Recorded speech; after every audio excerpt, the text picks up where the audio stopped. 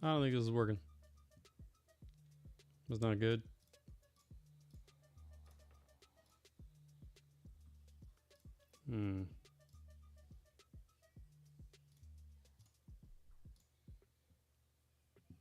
I guess it's working. All right. Let's do it. Howdy, y'all. Let everybody trickle in here in just a minute before I get going. Today we are going to be talking about air dribbles and aerial mechanics, things of that sort. There's a lot that goes into it. I know that I'm not the first to talk about this particular mechanic. Won't be the last. Hell, as a matter of fact, even Squishy recently just did like a little tutorial. He hasn't done one of those in forever. But the reason that I wanted to talk about this is because I posed a question to the community. If you have something that you're struggling with or want to learn, show me what it is. Send me a link. Send me, some footage of you doing the thing. And that way I can see what it is that you're doing wrong, and we can discuss it and go over it. Well, that's exactly what happened. What is good? Not much, man. It's all good, Crisco. Or Crisso. Crisso? I don't know why I read that as Crisco. Could be Cisco. I don't know. Are you the dragon? You got dumps like a truck? Anyway. So, yeah. They sent me a video and gave me their blessing to sort of put them on blast. Show it live on stream. Put it in a video. Whatever. So that's what we're going to be doing. So, first thing we're going to go over. Let's go to the game tape, shall we? Let's pull this up. And we will do this like so. Here we go. All right. Everybody see this? Ah! Get out of here, Fancy Zones. Let's go like this. Go into theater mode. All right. So, let's break this down. So, they go up, they get a good little pop, and they turn, right? And then immediately it's like, it's a foreign language. They have no idea what's going on. So a handful of things are going on here, right? The takeoff and the setup are actually really good. The issue here seems to be all in line with aerial control, right? And it's like, well, maybe they actually can control in the air pretty decent. They don't have any problem going up for aerials and hitting the ball. So what's the issue here? There's this weird disconnect that happens whenever you start learning aerial mechanics. And that is if the car is not moving in the way that you want it to be moving or going in the direction that you want it to be going, your instinct is, well, boost to make it go in whatever direction. Well, one, if you don't have a good sense of what that direction is and you boost, well, now you're just boosting aimlessly, right? You have no idea where you're going, what you're doing. And so by boosting more, you are actually causing more of a problem. And so you're just exacerbating it, and it compounds and it compounds. It's like a quicksand effect, right? The harder you fight it, the worse it gets. So again, man, these takeoffs or these setups are really, really good. And these takeoffs, look, that is beautiful. Perfect. But where's the control? What's going on here, right? So I have put together a very detailed scientific diagram of what is happening. If you'll indulge me for just a moment. Real high-tech shit. All right. So, let's get some colors. So, this is the car. This is the wall. This is the ball. You pop the ball up. It goes up into the air. You boost after it. You hit it, and it just goes off and does God knows what, right? Well, actually, yes. But also, you need to consider that when you jump off the wall, you are going to be coming off the wall with this momentum that you have from your jump. Okay? So that is momentum number one. Let me thicken up this pen. I don't like, this guy's kind of thin, huh? Let's get a real thick boy going on here. Can I do that? Brushes. Change my brush. I get a thick brush. There we go. So that is point of momentum number one. Okay? And then you have boost. This is momentum number two. Okay? Now the ball, it has three things that it is fighting, right? Well, rather, it has three effects that it has going on for it. It has the number one is gravity. Everything in Rocket League is affected by gravity. Your car, the ball, everything. Okay? So as this thing is going up into the air, which is why it arcs, right? It has an apex where it can't go up any higher, and it is going to have the effect of gravity take hold. All right? Now, when you hit this ball, you are going to alter its momentum, and now you've changed the effect that gravity is having on it in the immediate, but gravity is still playing an effect, right? But you've just hit it enough to where, okay, gravity's going to take a break for a second, but then after a while, gravity's going to come back. When you jump off the wall, you have the same things that you are fighting, right? You have jumped, you now have this horizontal, if your car was driving up the wall when this happened, right, you're going to jump out and you're going to have vertical momentum that is, again, going to reach an apex and begin to fall. But you're going to have horizontal momentum because you jumped off from a flat surface. Now you're going out and you're going up. Okay. All that explained. So you've jumped up and out from the wall, and then you're going to start boosting. Well, you've hit the ball here, and you've sent the ball up. Now, as you adjust your car, roll it over, do whatever it is that you got to do, right? What needs to happen, and we're going to go into the exact same training pack that he had, so that way we are all looking at the same things. Let's go with, we'll go with this shot. So we're going to send the ball up the wall. We pop it up, and see, now we're both floating in the air. Ideally, you and the ball, right, you would want to be coming up around the same time and falling around the same time. Okay? So when you come out from the wall, you hit this ball. Let me get a better setup here. Come out from the wall, hit the ball. See how I drove up the wall too far. You want to boost. You need to be thinking about boosting in two parts. Okay? When you're going up after a ball, you need to be thinking about essentially, we'll do a triangle. Okay? This is perfect, actually. Can I rotate this dude? Damn it. All right. Let me rotate this guy real quick. If I can. Rotate 180 degrees. There we go. Perfect. Okay. So you need to be thinking about, all right, I need to get from here to here, but also you have to be thinking about what's going on here in the middle. So essentially you are boosting to a point so that you can then boost and redirect to a second point. Does that make sense? So you have to get from one place before you can get to the next place. And if you're trying to continuously boost from here to here, well, yes, that does make sense. I'm trying to think of like a way to simplify this. Like, without thinking about it, yes, you would just want to go from there to there. But in certain aspects, especially when you're talking about an air dribble off the wall, you have to get to the point where I'm now in line to make the contact that I want to make. Otherwise, you're just making a random contact. You're going to hit the ball here, and your car is going to continue to go this way. Does that make sense? So instead, you want to get from here to here, so that way you're hitting the ball in the direction and the momentum that you want the ball to be going. So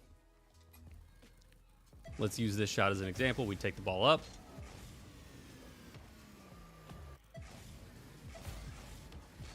I want to boost over here and then boost over there, right? I don't continuously boost. Matter of fact, I'm going to boost to there and then try to boost out back to the middle, right? So even if I hit it incorrectly,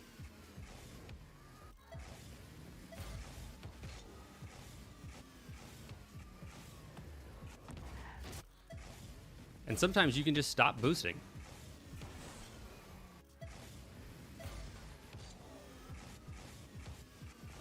Right? And wait for the ball. Wait for the ball. Like, think of it like windshield wipers and the blinker lights in your car. You ever notice when they're both going at the same time, every once in a while they're in sync, but then they get out of sync, right? Because they're on different timings. So if one thing is going this way and one thing is going this way, it's like trying to shoot an arrow through two moving hoops going like this, right? You have to pick the moment when all of the stars align, right? And there's where you go through. Once they come through, you wait for your moment. When you are in line with the ball in the direction that you want to be going, then that's when you want to start boosting.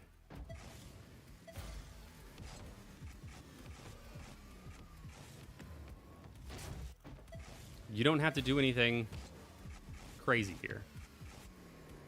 You can wait. You can literally just wait on this thing. As you're learning, yes, wait on the ball. Do you stop accelerating on your first touch, or do you just stop boosting for a dribble? Let's see. Do you stop accelerating on your first touch, or do you just stop boosting for a dribble? Well, there's a handful of different ways you can go about this, and I'm glad you brought this up. So, depending on how you take the ball off the wall, I can do air roll and rings, but not air roll, or not air dribble. My mind goes blank. That's okay. Rings are not a really great place to actually train how to do directional air roll with ball control at the same time. So, there's a couple of things you want to take note here. You're hitting a ball that's going up the wall, right? So, that means that the ball is going to want to start to go up. But if you wait, let's wait for this thing to start to come down. See, like, it loses so much of that momentum that when I do hit it, now that ball is actually applying negative force on my car. Does that make sense? So the ball is starting to come down, the effects of gravity, it is now beginning to have extra force downward onto my car, applying negative pressure. So when I try to hit this ball up, it's going to actually want to push my car down and create this repellent. Whereas when you hit a ball going in the same direction you're going, you see how it becomes much more fluid, much more seamless.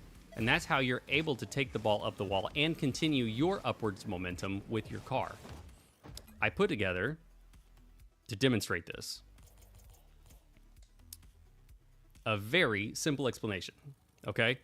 This ball is moving as fast as it possibly can. Watch what happens when I hit this thing. Even if I'm boosting the entire time. Because this ball is applying so much negative force into my car, I can't do anything with this. On the flip side, if I have the upper hand, if I have all the force and momentum, I can hit this thing. And I can hit it hard. Right? And I can continue my momentum because I am the dominant force in this equation. These are the sorts of things you have to think about when it comes to setting up certain touches or how you're going to approach doing certain touches. So in this case, the ball's going upward. I'm going upward with it. Simple as you like. Now, there's a multitude of ways that you can take this thing off the wall. You can do the pop and stop, right, which everybody talks about for flip resets, where you pop the ball up, tap the brake, and then you just follow it up into the air. Or you can jump the moment you take off with the ball, right? That's an option. And then you stay relatively close to it. Or you can jump and boost. Oh, you got to get a good touch for that. You can jump and boost, and then you're just right on top of this ball the whole time.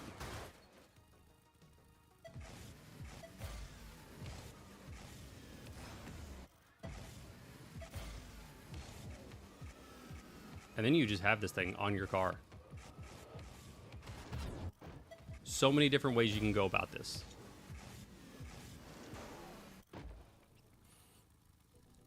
So it's all about matching the momentum and then controlling it. Yeah. What part of the car should you use for a soft touch that you can easily follow up?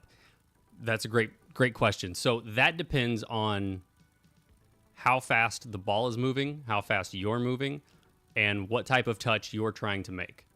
So a lot of what people don't know at lower ranks, because you've just been told see ball, hit ball, right? You learn about power shots. Oh, I know how to hit the ball hard. And so that just becomes the default, right? Every time you see the ball, hit it as hard as you can. Great that works for most people. But as you start getting up into, I would say, well into diamond, champ, and above, of course, but you really you have to start thinking about, how am I going to hit this ball? What are my intentions? What do I want to do with it? So let's say my intention was, I just want to take this thing and pop it up into the air and try to go for a flip reset. Well, then I'm just gonna pop it up in a way that allows my car to continue to be underneath the ball so I can get a flip reset. Yeah? Okay, let's say I want to take this off the ceiling. What do I need to do? Well, there's a couple of options, right? I can hit this thing really hard, and then I can go up to the ceiling, and then I can do this. That's one way of doing it. A second way is you get a second touch, and you actually air dribble this thing to the ceiling. Not familiar with this pack, so give me a second. So there's a second way, right? So being intentional about how you want to hit the ball changes about which part of the car you want to touch it with. So let's say if I want to get a soft touch, the number one thing I want to do is I want to think about boosting just enough to reach the ball if I only had so much boost. So let's say I only had 50 boost to do an entire shot. Let's actually change this training pack to a different one real quick. This is a good way of thinking about this. So usually, all right, so I'm gonna burn up most of my boost. If you want to get a soft touch, you have to be thinking about how much boost would I need to use that if I stopped boosting, I would still reach the ball. Okay, that wasn't enough. All right, let's try it again. Okay, there was enough. All right, so at what point do you have to stop boosting to maintain control? The biggest mistake people make is they hit it and they just keep boosting, and now you're just chasing this ball in the air. But unless you and the ball are already at the same speed when you start, if you're just chasing this thing and just trying to boost after it, it's tough. So instead, you want to try to get underneath the ball or behind it slightly, so that way you can begin to catch up to it and match the speed of the ball. Does that make sense? Any tips for learning directional air roll? I mean, I would say probably the last two videos that I made on directional air roll probably the best way to start. It probably gives, I think, the most basic entry level to how to incorporate directional air roll into ball control.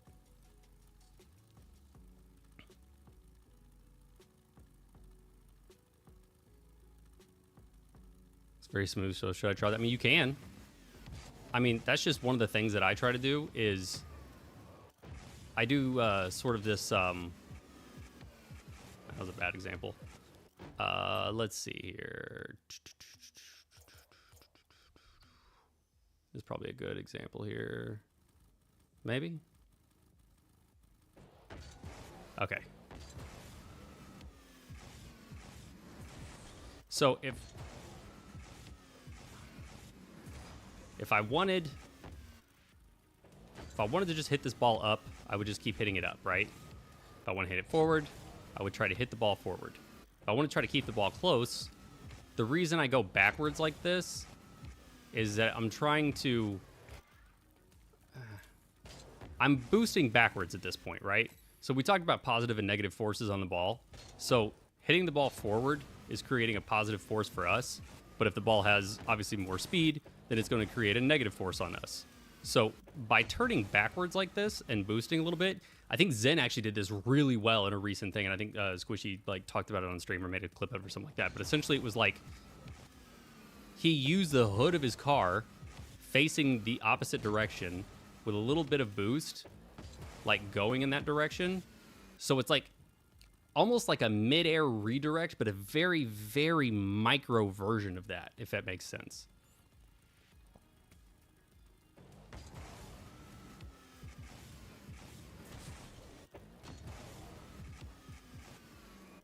And also, because you're going to get recoil from the ball, doing it like this allows you to continue to just fluidly keep it controlled. So you're like, just keep hitting it up. Mm-hmm. What's your name? My name's Dad. Hey, I'm online right now. Dad? I'm working on something. What's up? What do you know? I know plenty of things. No, yes. I know nothing. All right, go on. Dad knows nothing. Get out of here. Ugh, sorry. Kiddos. So anyway, what was I even saying? Oh yeah. So when you hit the ball like this, and let's say you even hit it a little forward or your car's going backwards, you just stop boosting in that direction. Or if you hit it forward, you could just come back around and regain control of it. What do I know about coaching? A little, not a lot. I don't know how to get off the wall when doing air dribbles, direction arrow roll. I mean, I'm using left and I have trouble with both sides, but mostly the right side. Any tips? Sure. Let's see. Let's go back to this wall air dribble one. So the first one here is always to the right. Right? So you have to do this full 270-degree rotation, or you can do the other thing, which is just use your regular air roll and just roll yourself over the other direction. Right? You have two options.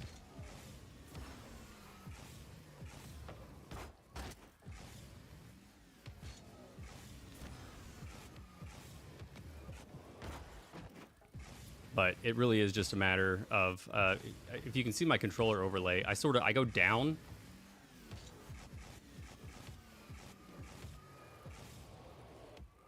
I think that's what I do, yeah, I go down.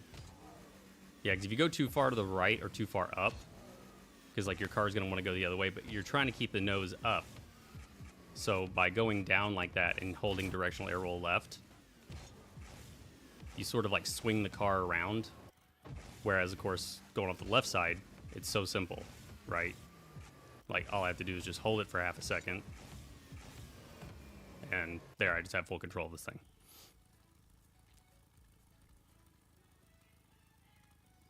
No, I meant in the room raid. What do you mean? Yes, honey? So can I do a spa day on Holly? Let's hold off on... Whoa. Let's hold off on doing the makeup and the spa stuff a little bit, yeah? Okay. All right, Daddy's trying to do some teaching. Can we do it already? In a little bit, okay? Please. I'll help you guys in a little bit, all right? Yeah, can you do spa day on All right, go on. And one more thing. When I carry the ball on top of my car, whenever I flick the ball, got behind me, it goes forward. Wait, hold up. I carry the ball on top of my car, or whenever I flick the ball, got behind me, it goes forward. I don't know why. Any tips? I don't fully understand that question. I'm very sorry. Do you use a different sided directional air roll for a specific wall? Nah. I pretty much just learned left and I stick with left. If I need to, then I'll just use my free air roll. How long did it take to master these aero control skills? Months. But it was also because I wasn't learning it the way that I wanted to learn it. And so I spent an insane amount of time trying to figure it out like a psychopath because it was upsetting me that I didn't know how to do it. So that's what I did. I just spent a shit ton of time trying to do it. Oh, here is... Oh, interesting to find it's hard to jump off the right. It just seems easier. Yeah, you just cheat it. Doesn't matter. I mean, whatever works for you. Like, whatever the easiest thing is, do that. Like, whatever's easiest for you. So, here recently, Spook Luke talked about this. Squishy talked about this. Neither one of them talked about what I'm about to talk about, and I don't understand why. So this whole idea of doing a cross-map air dribble into pre-flip, reset, blah, blah, blah, blah, blah, right? Taking the ball off your back wall and then doing this whole thing. Yeah? Okay. They talked about getting the ball up and off the wall and then the mechanics of like what you do when you're in the air. But nobody has talked about taking the ball off the wall. Okay, so while flicking the ball, when I jump to flick, my car goes forward too much and the ball gets behind. That's because you have the ball too far on top of your car. I can explain that in a little bit if you need me to. So, when trying to take this ball off the wall, I made this pack to train myself to how to get these hits, and sometimes it's hard because it's still tough, but... So, depending on if the ball is off the wall or not, when you hit this thing in the air, that's one option, right? You and the ball are on the wall at the same time. Or the ball is off from the wall a little bit. Well, if the ball is off from the wall a little bit, you have to jump in a way that is going to pop the ball up and out. Because sometimes you can do this. Shit, hold up. Where you'll jump and you won't actually pop the ball up enough. You'll just pop it, or you won't pop it out enough. You'll just pop it up. Or if the ball is out from the wall, then you have to jump early. So let's say the ball is actually out from the wall a little bit. Well, you can't just slow down because then you'll kill all your momentum, right? See, it was too close, or it was out from the wall just a little bit. But when I jumped, the ball went straight up instead of out. So you have to be able to adjust sort of on the fly how you're going to go after this ball. And that's far more important than people give it credit for, because if the ball is out from the wall, you actually don't want to jump right away. If you saw there, I actually just touched it before I jumped. But if it's out too far, then you need to jump beforehand, or else you're not going to be able to get the touch you want. So you can go about this one of two ways. You can try to adjust for each individual scenario, or you can just play each sort of very similar,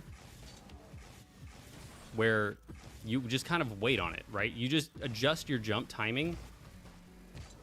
Because see right there, way too early, ball just goes up in the air. That's no good. Now I've just given offense a free ball, right?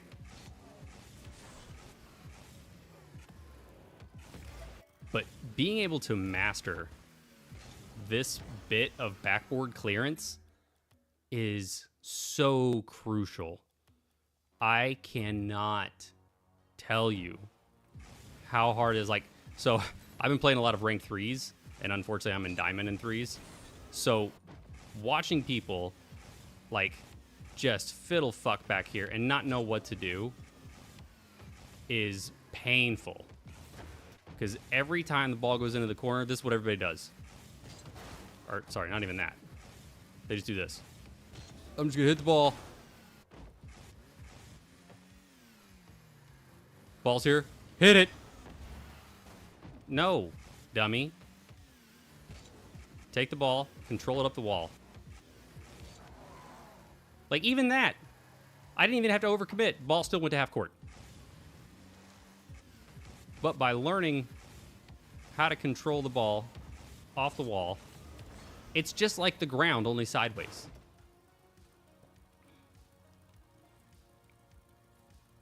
Because it's important in ranked ones. I wouldn't say it's as important as you think it is. It is important, yes, but certainly not the end-all, be-all. Because it's straight up interesting. Well, if you're having trouble with straight up, then I would suggest just do this. Just go straight from here, and then just try to take it to the other side, right? Just try to take it halfway across the field. Don't try to take it down. Just try to go up. And if you find yourself, you're always like, man, I'm hitting this ball, but every time I'm above it. All right, well then, okay. Then you have identified a mistake and slow it down. I would say if you want to start getting good at your aerial game, literally doing just this one drill will change a lot. Jump and just try to front flip into the ball. That's it. Like, you don't have to do anything special here. And you can go straight just to this wall to air dribble training pack. You're going to jump. And it's going to force you to get good at being able to hit the ball and line yourself up with it. Doesn't matter. Left side, right side. That's it. That's all you're trying to do. Jump, flip into the ball. And then if you can, shit, that just turns into a double tap, right?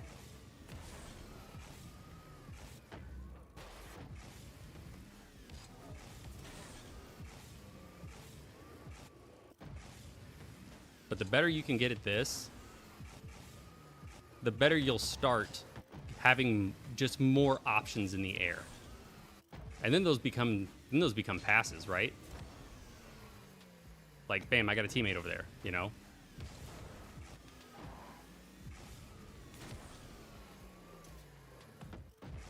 Just you don't have to overcomplicate it. But I will say, where you make contact on the ball changes how your follow-up is going to go. So if you want to hit the ball straight-ish, or like if you want to be like on the same height as the ball, right? You want to try to hit the ball in the middle. See how I'm like still relatively same height as the ball? If I want the ball to go up, I'm going to hit it low on the ball. And I'm going to try to stay a little underneath it. And the reason for that is twofold. One, you're hitting this ball and you're launching it forward and up, right? So you're hitting it low and you're sending it up.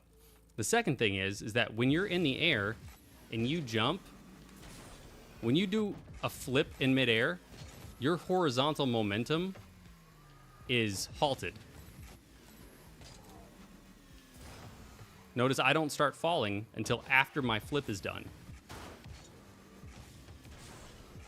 So that means I'm sending the ball up and I'm continuing to travel on the same plane. My flips don't generate that much power. Use a little bit of boost in your flips.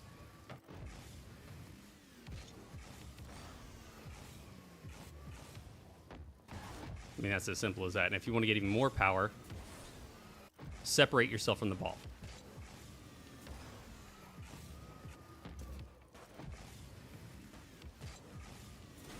Not so much that you like lose all of your momentum. Because again, you can't add momentum to something that's already traveling the same speed as you. Or, well, you can't add a ton, right? But if you come in, so if you start this thing out slow, and then you come in hard, well, that was a bad example because I did like a rolling flip into that. But yeah, if you come in kind of slowish, and then you hit this thing with a good diagonal flip forward, holy shit.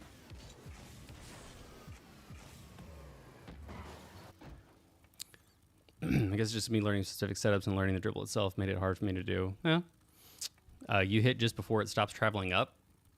I mean, you can. You can hit it as it's going down, but then you know, also you're going to be fighting that a little bit, right?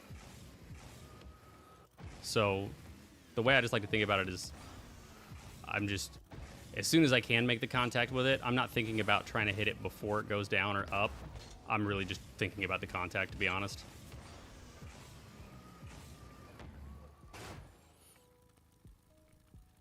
Trained resets for 2 weeks, now your shooting's rusty. I mean, hey, you got to train everything at the same time. Can't just let one thing go away. All right, let's see here. Also, how to hit the ball when it's a little bit far away from the wall, because the setup for air dribble is easy, but in game most of the time it's already in the air. Okay.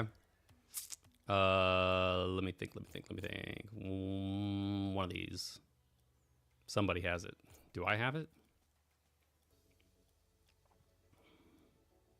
Is it under wall stuff? Maybe.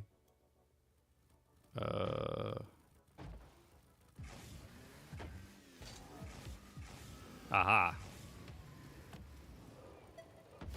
So there's a handful of ways you can go about this. Again, we talked about when you jump off the wall, you're already coming off the wall with momentum, right? So I already have a little bit of me hitting the ball without any boost, mind you, yeah? So what's the other option? Well, you come off, you hit, and as soon as you hit it, I mean, you really got to be in line for this to happen, but you would want to get a touch that you can then sort of flip through, not into, but through. That's one way. I think Kev Pert did a really good video on his aerial dodge control video. I would highly recommend that one. But it's sort of the same idea as like the back wall air dribble pre-flip thing. I mean, you really got to be on the same line with the ball. I'm not going to sit here and say I'm good at it, because I'm certainly not, but I'm aware of how it works. It seems a lot easier when I do it. Dude, I still mess these up constantly. But yeah, the idea being is that you want to try to get off the wall, hit the ball, and yeah, just follow it up.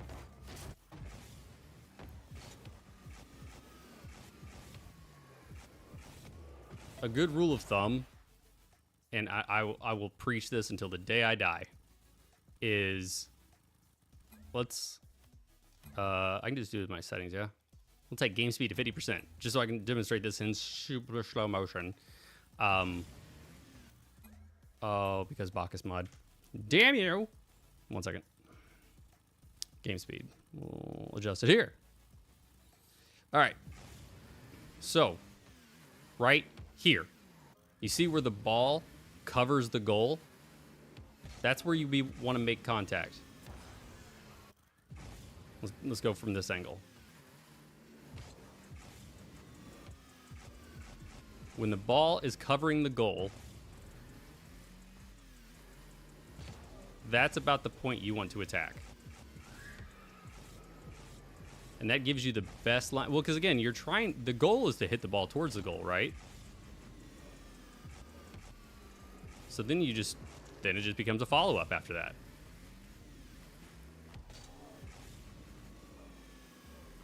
It's so hard to do in slow motion. Fucks up all my muscle memory. But yeah.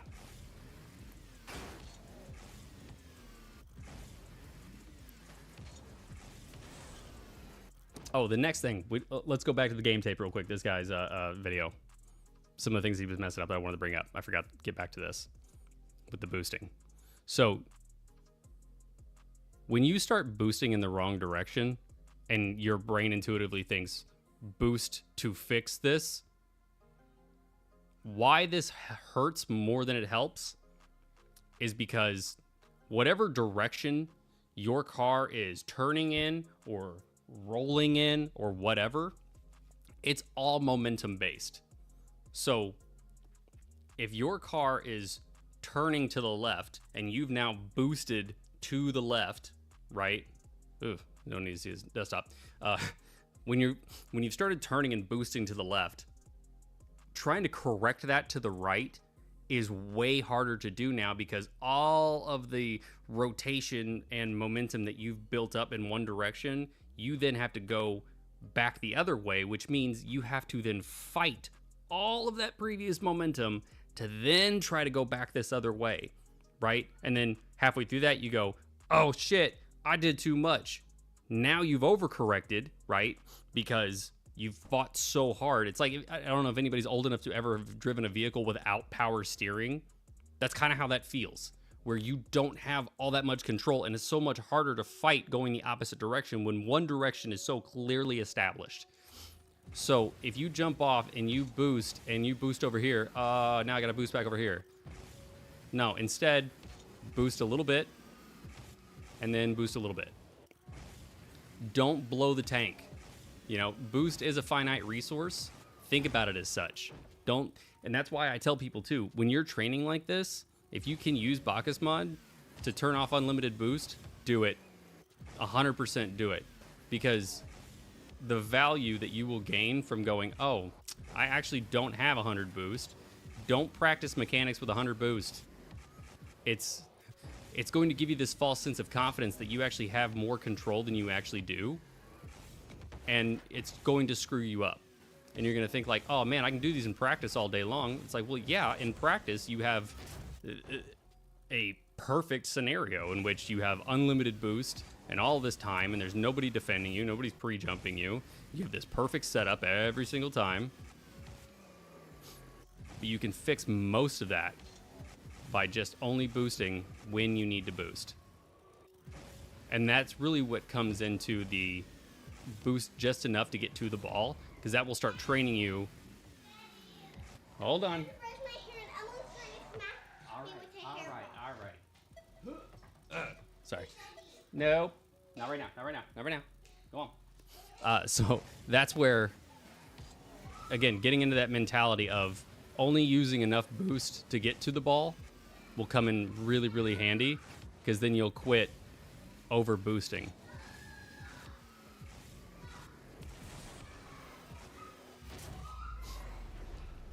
Give me one hot second, guys.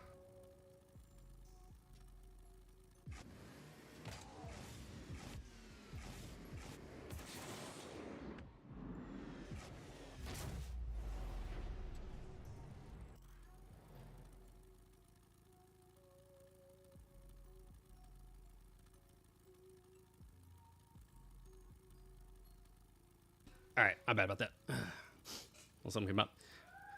Must be watching this stream. What? Skimming the RLCS stream and everything you're saying is being done? Wait, what's being done? Who's doing it? Are they, what am I missing?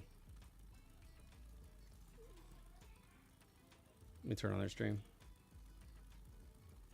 Oh, you're just like watching the games and you're seeing all this stuff? That's interesting. I mean, that's, yeah.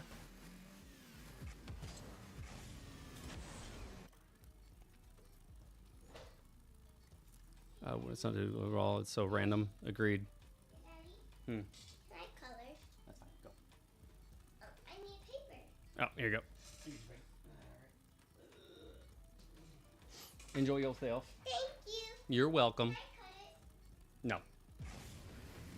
Don't push your luck, kid.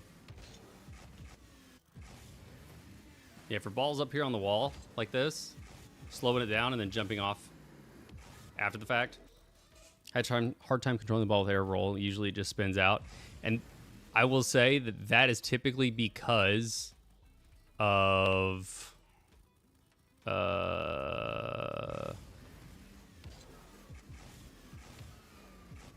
if that happens for me most of the time, it's because I'm boosting through all of my air roll touches. You kind of have to start thinking about them in segments, essentially. So let me find a good pack for this. Maybe this one.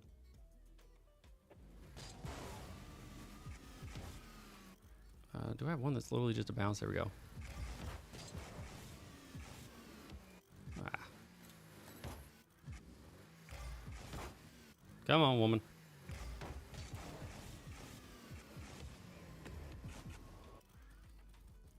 That's not a good shot.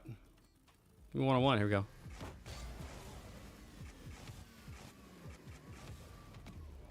So if it's getting away from you, the number one thing you can try to do, like I said, is just think about every touch like it's a control. Like you're trying to control it and go a certain way with it. Because, like, try to just take time hitting the ball with the car in different ways. And go, oh, okay, so that's what happens when my car turns this way. And then also think about, what was I doing when that happened? Like, which way was I holding my stick? Was I boosting? Was I not boosting? Which part of the car touched the ball?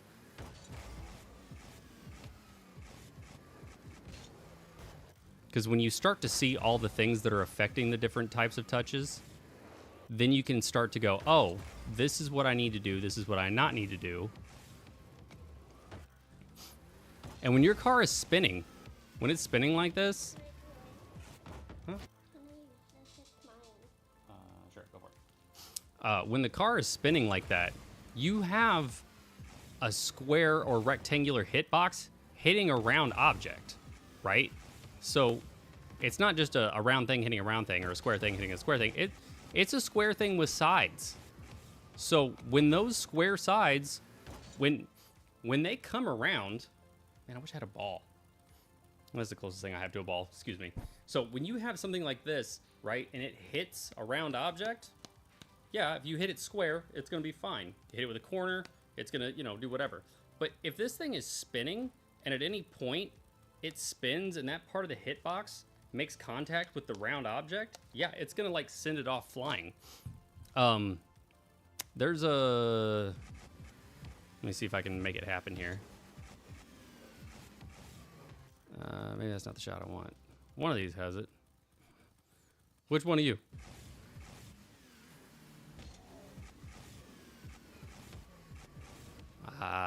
typically is low. It's low in one of these. Do I just have a regular wall dribble, air dribble setup?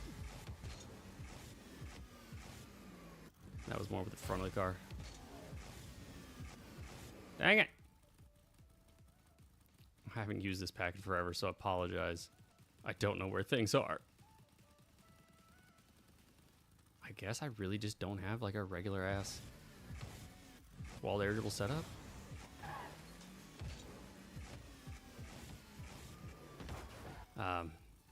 Man, I don't even know if what I said was making any sense, man. I apologize.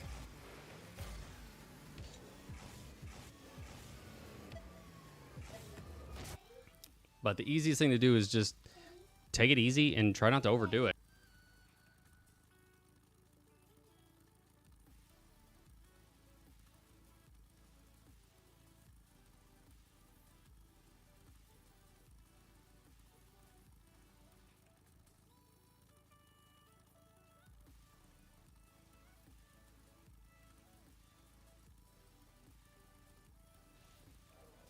I don't use regular air roll for any adjustments. Right, only directional. I suck with normal air roll. Yeah, I typically don't use it a lot either. I use it mostly for like just basic recoveries or power shots or air roll shots rather, you know. So something like this.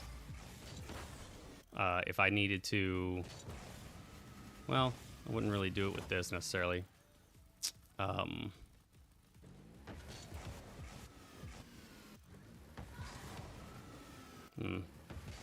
Still suck at these. Still working on them though. Trying to get under this ball because there's a. You have to be so considerate of how you're getting under it, popping it up using your double jump, trying to take it to the ceiling.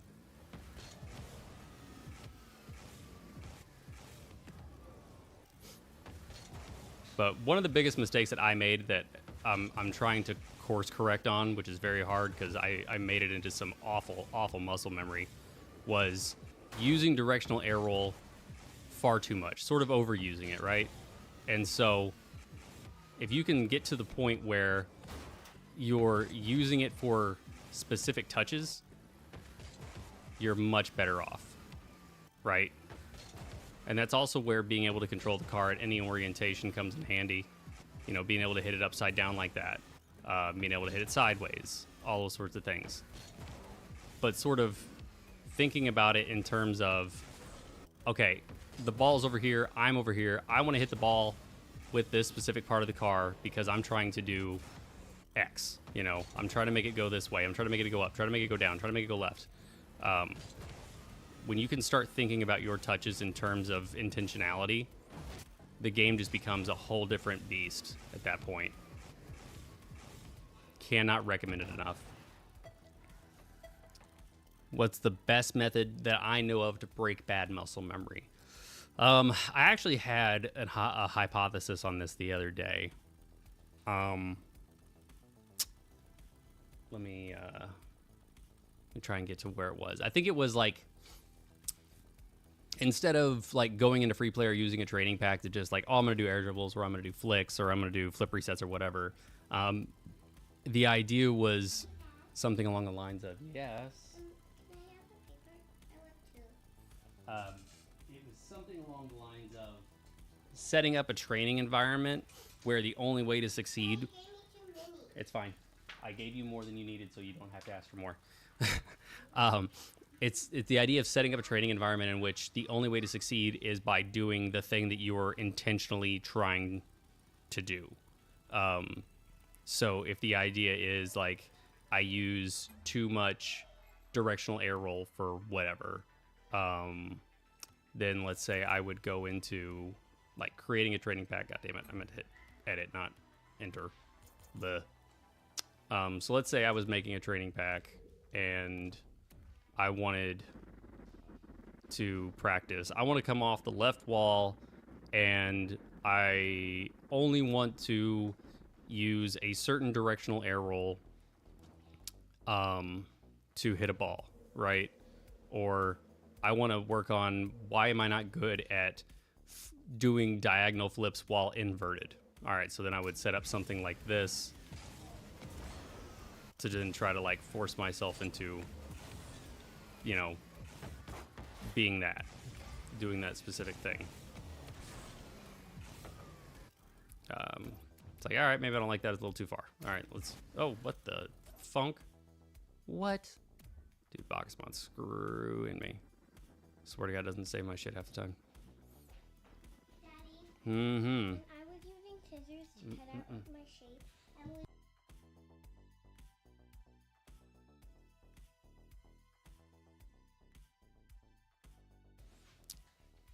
And Be careful.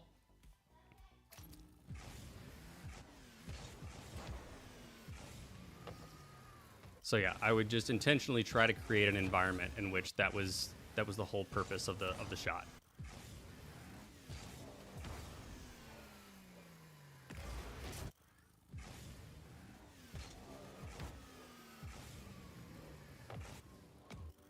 That's pretty much the only way I could think to do it. And then just drilling this over and over and over again. Sort of like if you were, you know, going into doing like speed flips or whatever.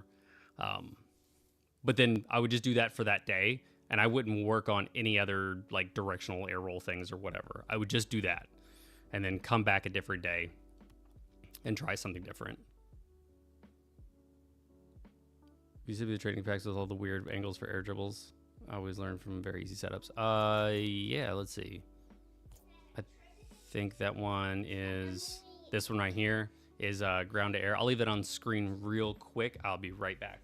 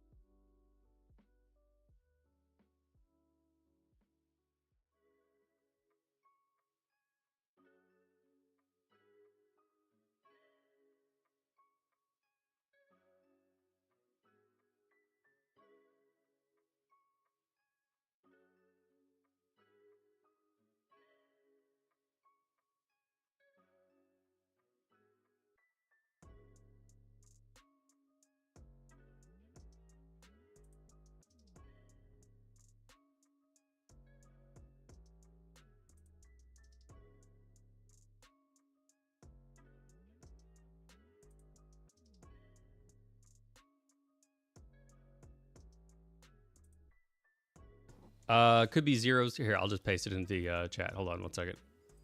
Ground to air. There you go. Make it easy. Any tips to learn air roll? Yes, I would definitely recommend the videos that I have on directional air roll.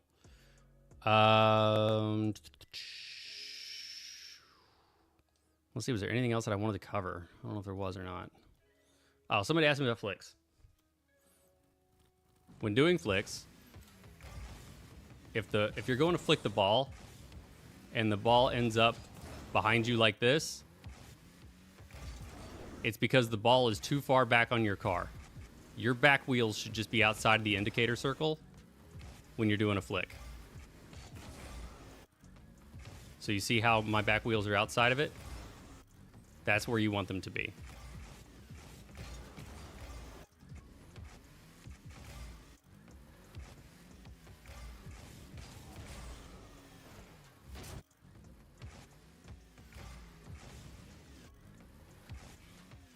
Does that make sense?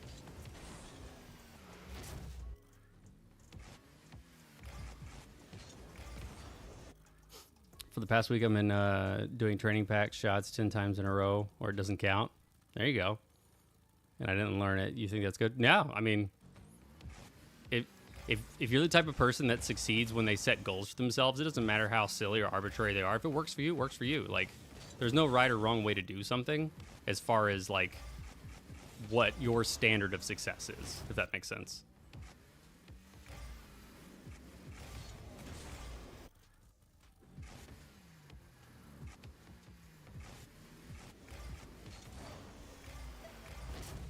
Oh my lord, that was weird as hell. I think I did that on purpose. Like an accidental side flip. That was wild as shit. Can I do that again?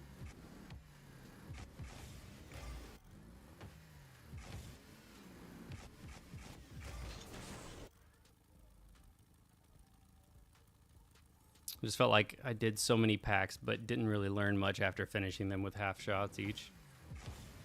I think the thing is like when you're trying to learn training pack shots, use them to learn something specific.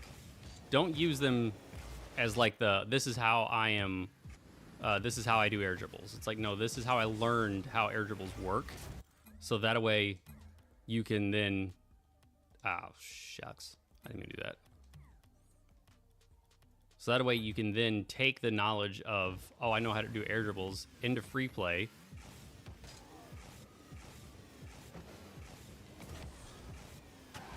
And you're like, oh, now I have it, right?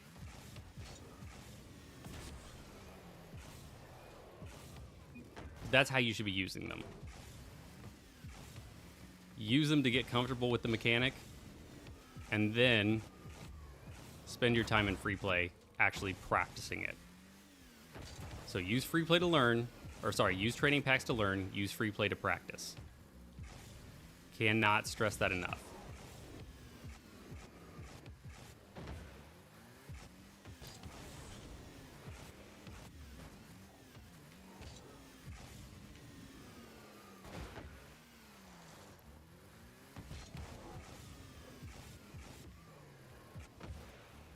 But yeah, I think that's pretty much all I had on this. I guess the one last piece would be the boosting bit that I was talking about earlier. So if I go up and try to turn left, like you can see how long it takes the car to like ramp up its speed and then go all the way around. But if I'm boosting there, same thing with forward and backwards.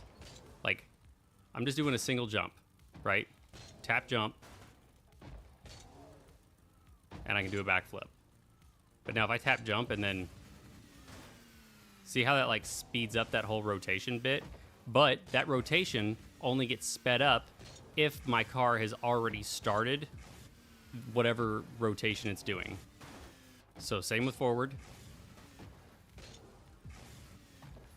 But now if I start there, it has to ramp that up because, again, boost is applying speed to something that already has a rotational value. So if this rotational value starts from 0 and then goes all the way up to 100, boost is doing the same thing. So imagine, let's say boost is adding a value of 50%.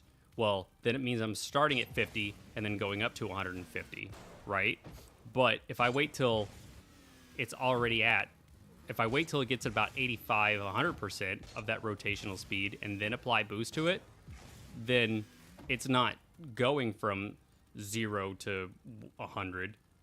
Or rather in this example, it's not going from 50 to 150. It's going from 0 to 150. Or rather, it's going from 100 to 150. I don't know. I don't know if it's making any sense. I feel like I'm talking myself into a circle here. Really where it comes in handy the most is when you're going for a flip reset, is you would want to use that last little bit of I'm lining myself up with the ball to then boost the ass into the car down and around underneath the ball. Like that.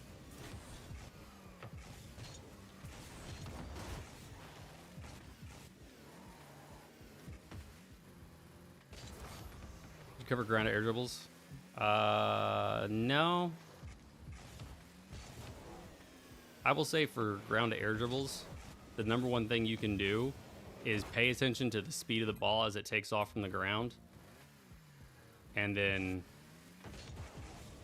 don't start boosting until you know for sure that that's where you want to be going with it. So don't boost into the ball, just get a touch first and then boost after it. Does that make sense? So let's let this thing bounce off the ground. Again, it's all about your intention. So is your intention to take the ball up into the air or go straight towards the net? Also, you have to be thinking about, too, if you notice what happened to my car when I hit this thing, the ball applied a negative force to the front of my car. So when I go to hit this, my hood is going to want to be pushed down by the ball, and that's going to become more egregious if the ball has more force. So if it's moving faster or not, right?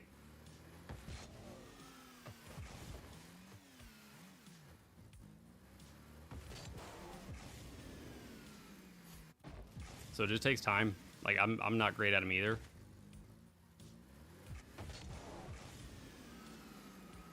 But you just have to consider, like, how fast is the ball moving? How fast am I moving? That sort of thing.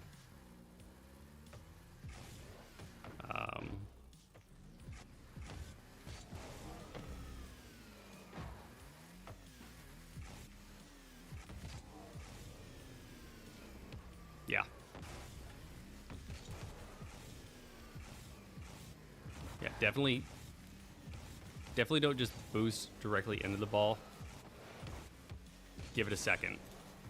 Give it a second to see where it's going, where you're going, and then decide if you even need to boost, right? Because I think that's the biggest thing of what happens in these situations is that people end up boosting. For me especially, like I end up just boosting way past the ball underneath it rather than waiting and then be behind it, you know?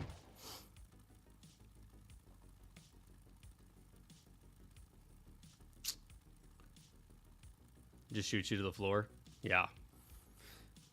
That's what I want to boost, though. Mm-hmm. Are you lifting your car as you're hitting the ball, or how do you get your car to follow the ball so well? Let's see. I think. One of these. This one right here. This has the money shot. So just try to take this as straight on as possible at first.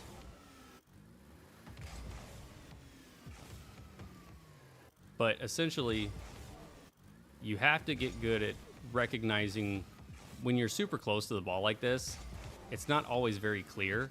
Like, I almost wish the ball had a shadow on the car itself. Somewhere to sort of show you, like, where it's making that contact. Because that's the hardest part, right? Is recognizing, like, oh, wait, I was too far forward, or I was, wait, too far under, or I don't understand. But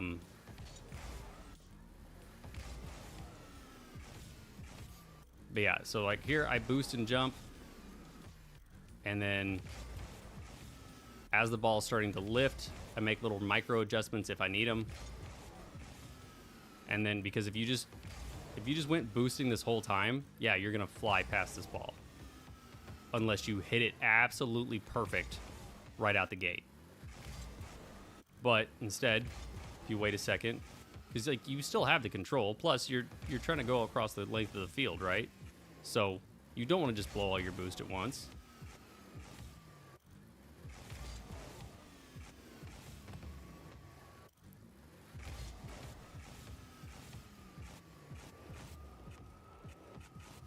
I mean, simple as you like.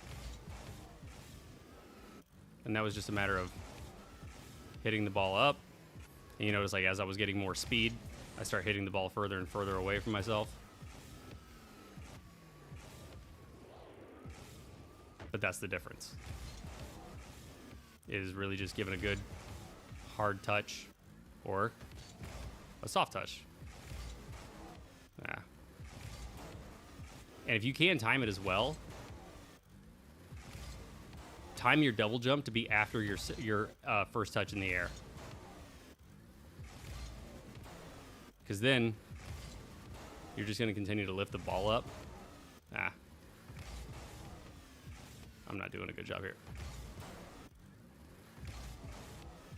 There, I'm having to double jump to get to it, but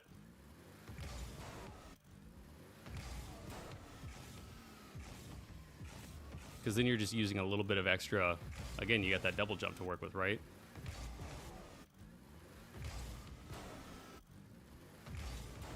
So you can use that to help send the ball in the air as well.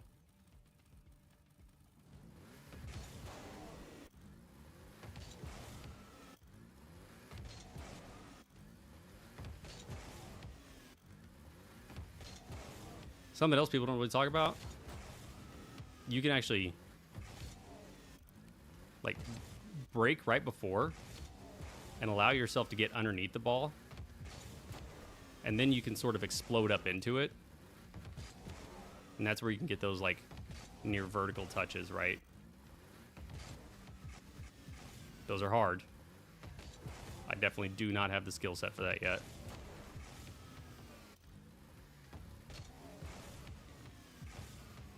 But it happens every once in a while.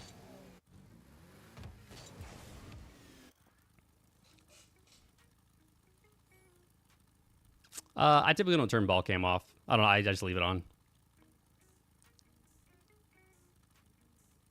How about you catch it with your back like an air dribble? Oh, no, yeah. That's, I mean, that's the intention. It's just, it's a matter of trying to make it happen. It's a timing thing for sure. But yeah, see, like you can just take it up like this.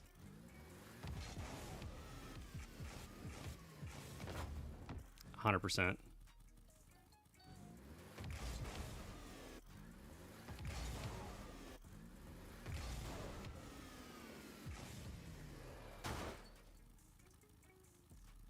Can you please do wall dribble? I mean, just should watch the whole thing.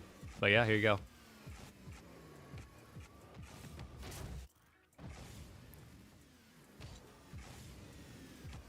That wasn't a good one. Is this thing off the wall?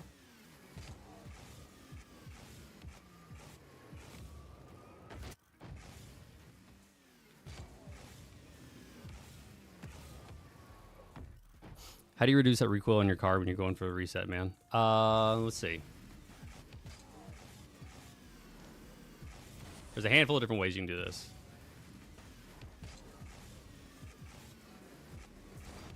The number one is to get the reset as the car or as the ball is still going up in the air like that. You know, obviously, like you don't get the big pop like this.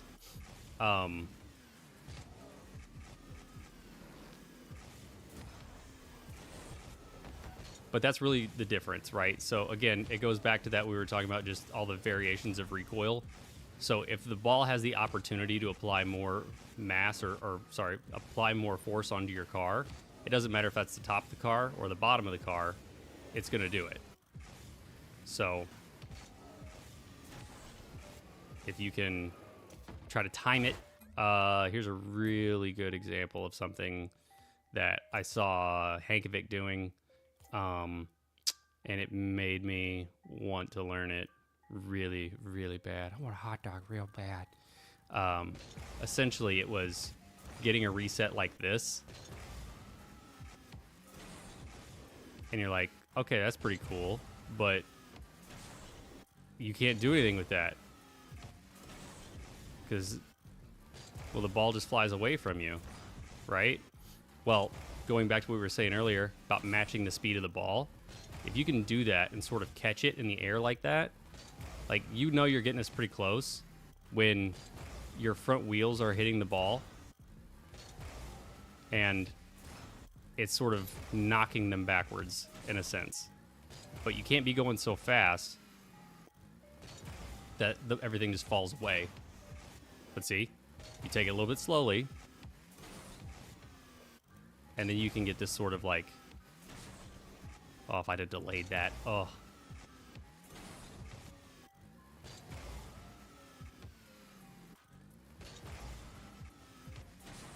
Yeah, you can't like let it punch off your ball or off your car because it'll knock it away.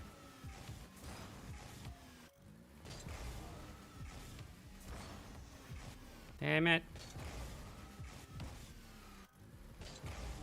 It's really hard. Ah, I didn't delay it.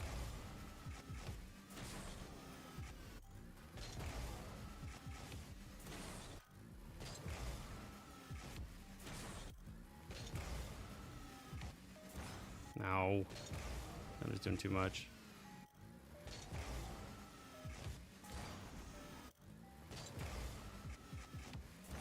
Oh, I'm just doing it too hard now. Anyway, you get the idea. The Arsenal reset? Sort of.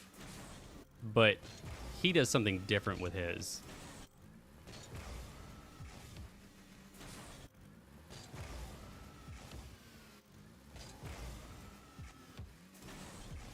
I mean,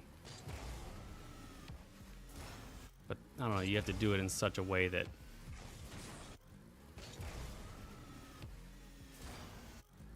I should start incorporating some spins into this dude. What would happen?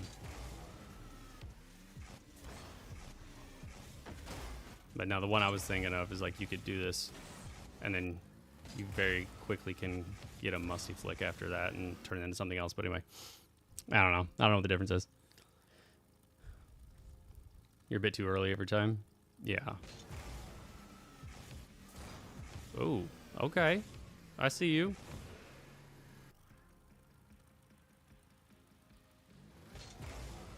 Oh, wait. You're saying I'm a bit too late every time.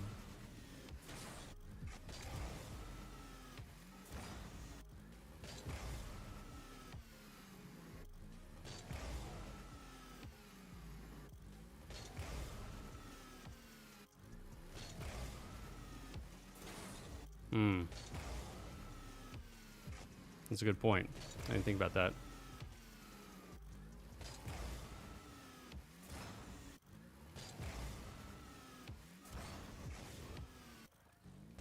I'll have to consider that. Maybe I'll have to redo the training pack for that.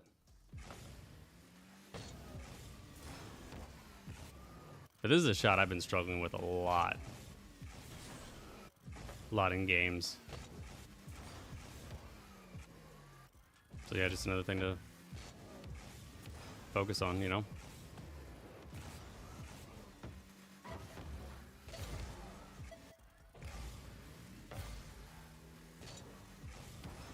Ooh, this is a good one. Man, you want to talk about something that could, like, turn the tides right here? You're doing a clear. You turn that into a goal. Oh, you can shit on opposing teams with that one.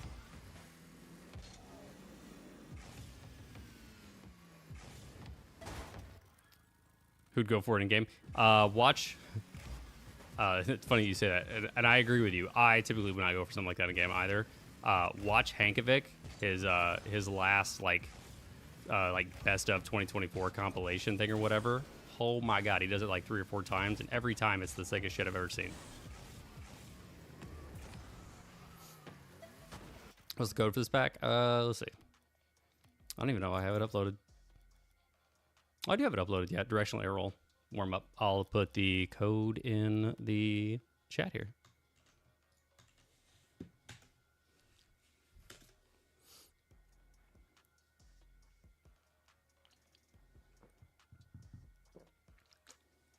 But I think that pretty much covers all the things I wanted to talk about. Unless anybody has any other specific questions. I know RLCS Sunday is going on right now, so I don't want to keep anybody from like being able to watch games because that would be bad. Oh, like I've not even been watching games. I don't even know what the bracket looks like right now. But it looks like we got complexity versus Shopify, huh? Okay.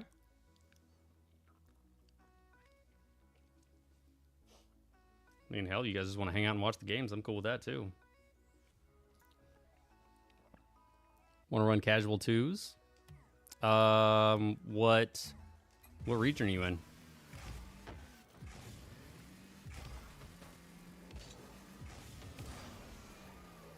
Did you post somewhere you were going to do the stream? No, I just impromptu. I had a guy message me about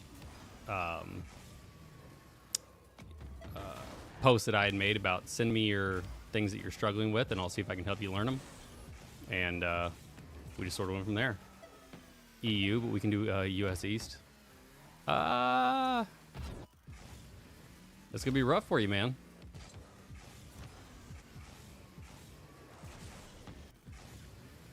Oh, here was something else I wanted to talk about. The difference between boosting and not boosting on a wall to air dribble pre-flip. So, there was one where I boosted through that flip.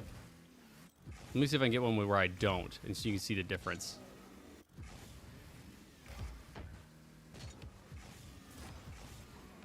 So if you don't boost through the flip, save your boost until after it, you stay with the ball as you're flipping. Big timing thing. Very hard to like learn, unlearn certain things about that mechanic. But if you can hold your boost during the flipping bit until after, then it becomes a follow-up. It's pretty sick. Any tips to why a diamond is not champ in twos? What do you notice when you're playing against them? Ball control. Possession. Literally the two biggest things. Well, no, I take that back. That's two individual things. The number one thing, positioning, is 1,000% the reason why people are in diamond and not in champ. They can have all the fucking mechanics in the world. They can have terrific on-ball control and decision-making. But if their positioning sucks, they're going to get burnt every single time. Without question.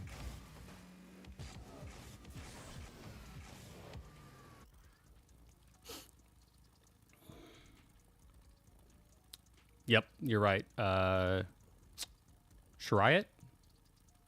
Am I saying that right? Shriat? Ground to air dribble. Wall to air dribble tutorials focus on wall to air dribble, but I'm really struggling with popping the ball up from a dribble. I'll be honest with you. That's not one I'm super good at either. So do not feel bad at all. I don't even know how good my shit is with that. Like that.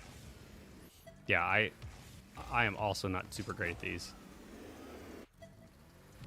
I know there's a timing thing in here that I just don't have. Everything looks so easy. No, I agree, dude.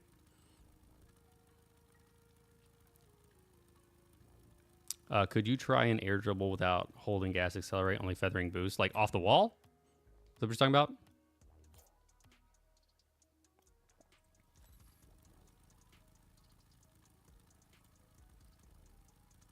Good point, try it. Okay. Let's go for this side.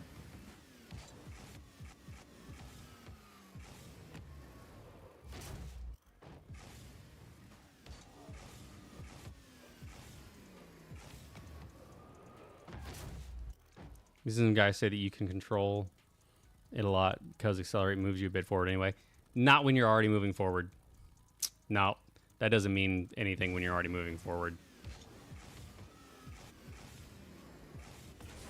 Because if you're already going forward, accelerate's not doing anything. And I can prove it with braking midair. Because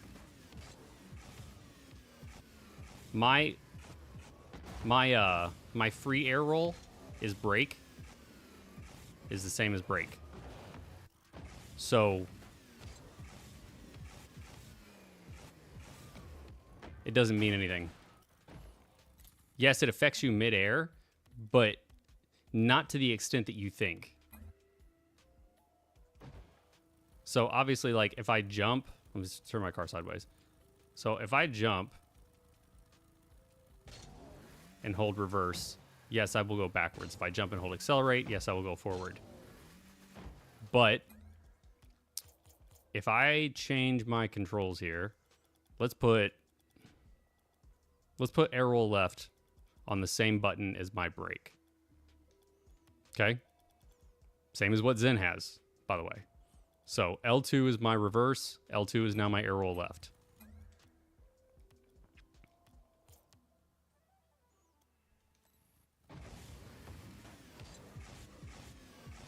Now, obviously this feels weird for me because it's a different configuration, but like,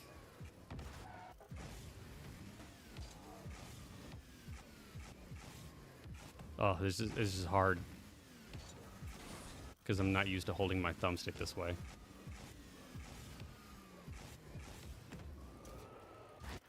Like, it really does not make a ton of difference. It feels weird for me because that shift in putting my index finger from here to here changes how my thumb sits on my thumbstick. And so it just negatively affects my muscle memory. I can't explain it more than that.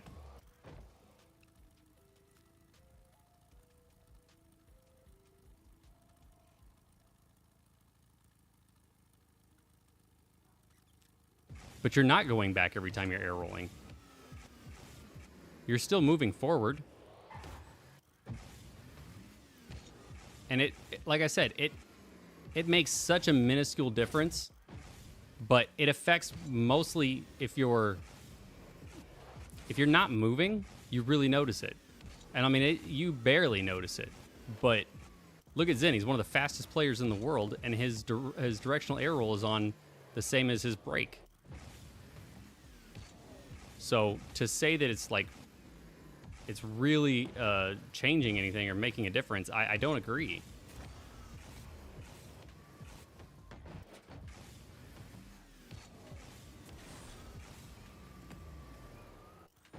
But like, if you were, talking about, damn it, I didn't mean to do that.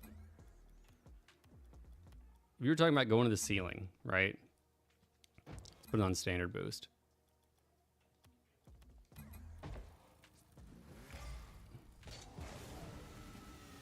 Trying to get to the ceiling with only 45 boost without accelerate is possible. But if I use accelerate, then I can land on the ceiling, right?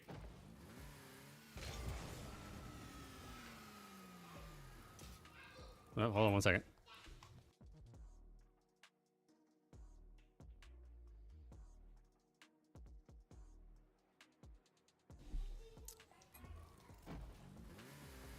But let's say I do the same thing and I hold brake and reverse at the same time. Maybe it does make a difference. I don't know. They cancel each other out.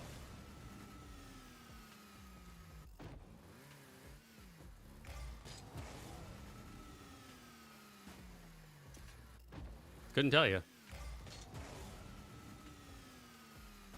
Nope.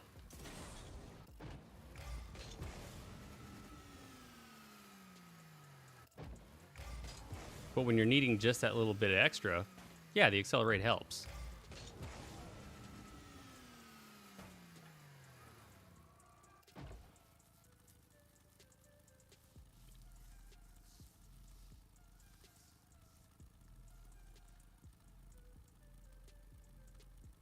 Yeah, my thumb is a little bit more flat. So, like, the difference is, I don't know if you can see this. Hold on, where's my camera? Hold on one second. All right.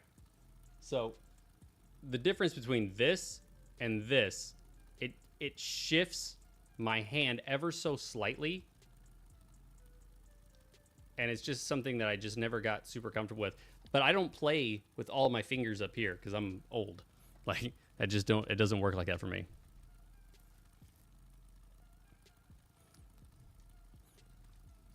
I mean, finger placement's important.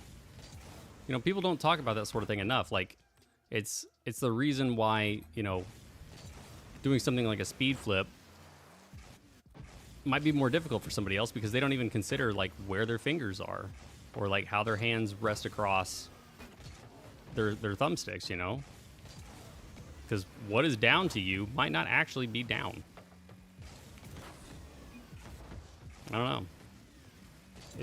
I wouldn't say it's subjective. It's just, it's an objectional truth that you're kind of ignorant to until you, like, consider, like, what actually is the thing.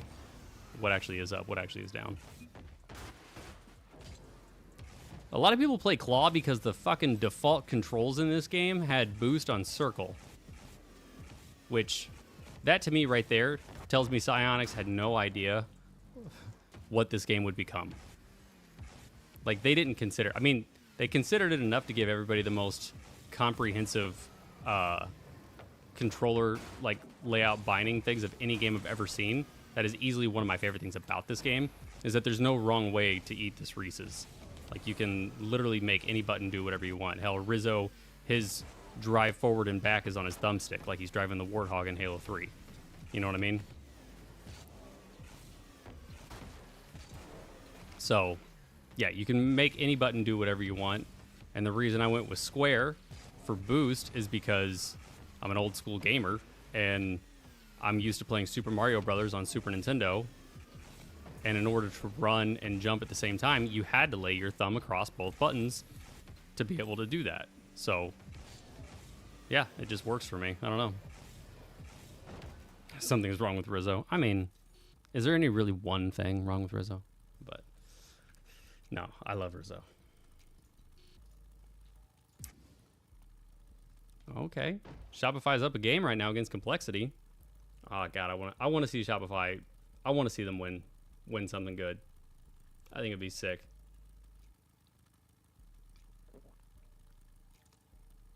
Anybody else watching the games right now?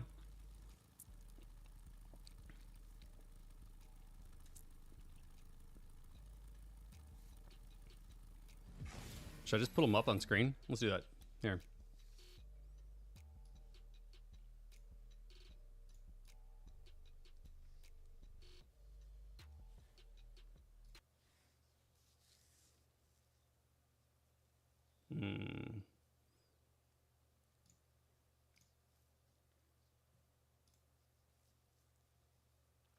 Well, I'm trying to get the audio.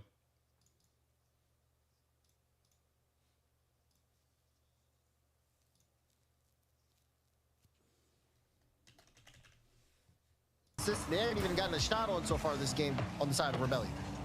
This might be the first one for 2-piece, and how about that?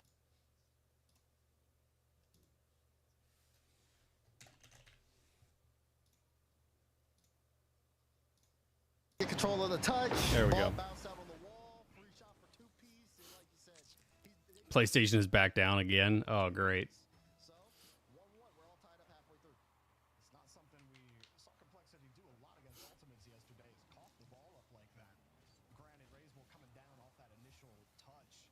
It's a little awkward. CRR Oh. to give him one right back. Diaz can't quite get there in time. Raisable, no boost pass to CRR. Back That's bit. Oh, that's covered. Justin's the only one with boost. is a reliable fourth man for Rebellion. I respect it from Complexity, though. Low boost. They pass it between each other to get the best shot possible. Just that. All right, Part's going to fake for 2-piece. All right, 2-piece goes. CRR with a wild corner hit. Not sure what the intention was there. Shot opportunities left and right. Good block. And that's still dangerous on the Complexity side.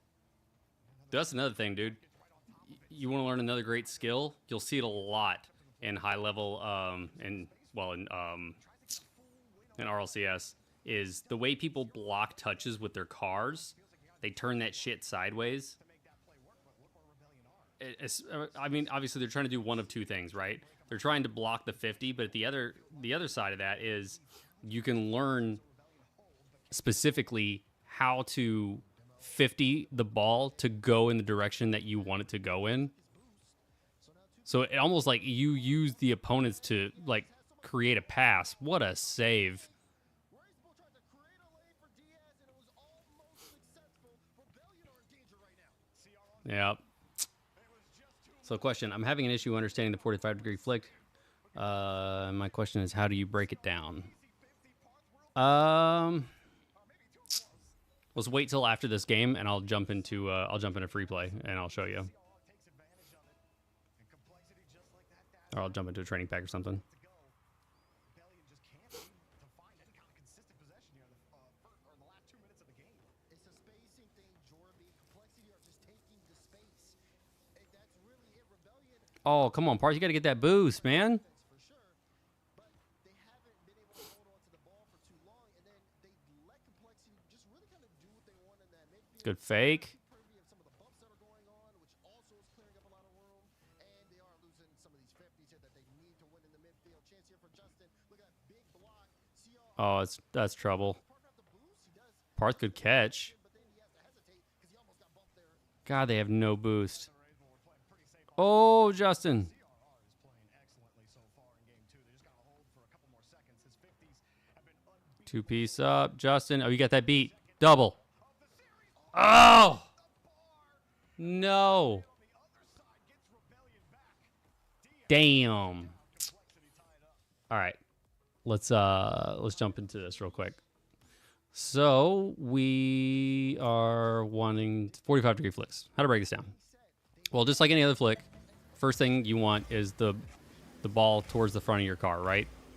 You don't want to be in the middle. You want to be in the front.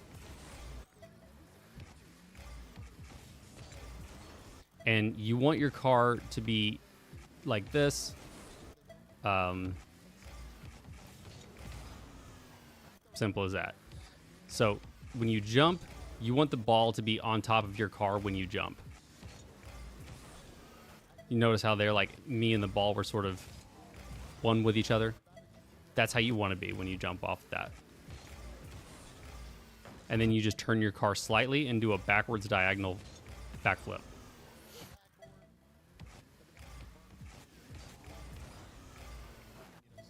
I mean, that's one way. The other way is doing a forward flip. But the idea is like you're trying to use the corner of the car's hitbox to hit the ball on the way through.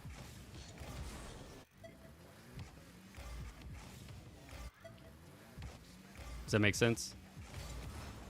Damn, I'm not doing that. He had no boost left. And I think that plays right into what you're saying about Rebellion just giving Complexity space, and it's costing them those opportunities. But we'll see if I'm gold and I know how to air dribble while spinning in 45-degree flick and 90-degree flick. Well, do you know why you're still gold? Also, is that you did that one time in free play and now you're like, I can do it? Or I feel like this series is so close, just compared to the fact that Rebellion, they are trying. because if you think coming into my chat and saying that you can do a particular mechanic while being at one of the lowest possible ranks in the game is a flex, nah. No in matches. Okay. So then why are you still gold? What's the is there a reason? Complexity, I mean, they hit the bar, 3 times in that last game and still got away with it. And then, of course, the bar, Be curious to hear your opinion on why you think you're still gold. they needed to just go in. I don't know positions. But Parth, not going to be able to go. 2 pieces shot force. All right. What do you think positioning should be? They might have a turnaround real quick. He got a great catch. Flick pass. 2-piece denied by CRR. He got 2 to commit on the play.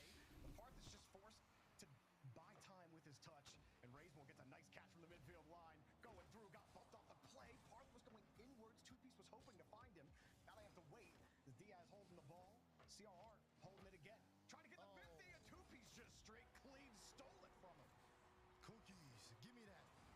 'Cause look at this. You see CRR with the catch here, and he like you said, he wants to play the 50, but kind of backflips a little bit, and 2-piece just takes it. Says, okay, free look, free net. you're going to have to get a challenge there. Unfortunate error on the side of complexity, and they give up a goal because of it. It's a good 50 to Parth. It's Justin.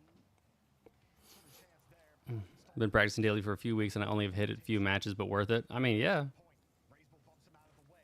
Diaz just a step behind two Only mech I can do is a speed flip. That's a good mech to have, though. piece quickly. Off the wall. Has 2 touches out, but there's no threat for Parth to look at. Nothing for him to go to. I play a lot of people in ones with that exact same only mechanic they have. Rebellion just a hold with those short touches. Justin tries to get through Diaz. He's successful. And it works out for now. 2-piece I'll tell you what, though, man. Having a great speed flip in low ranks is actually not awesome all the time. for 2-piece, and he connected, but Raisel somehow found a piece of it.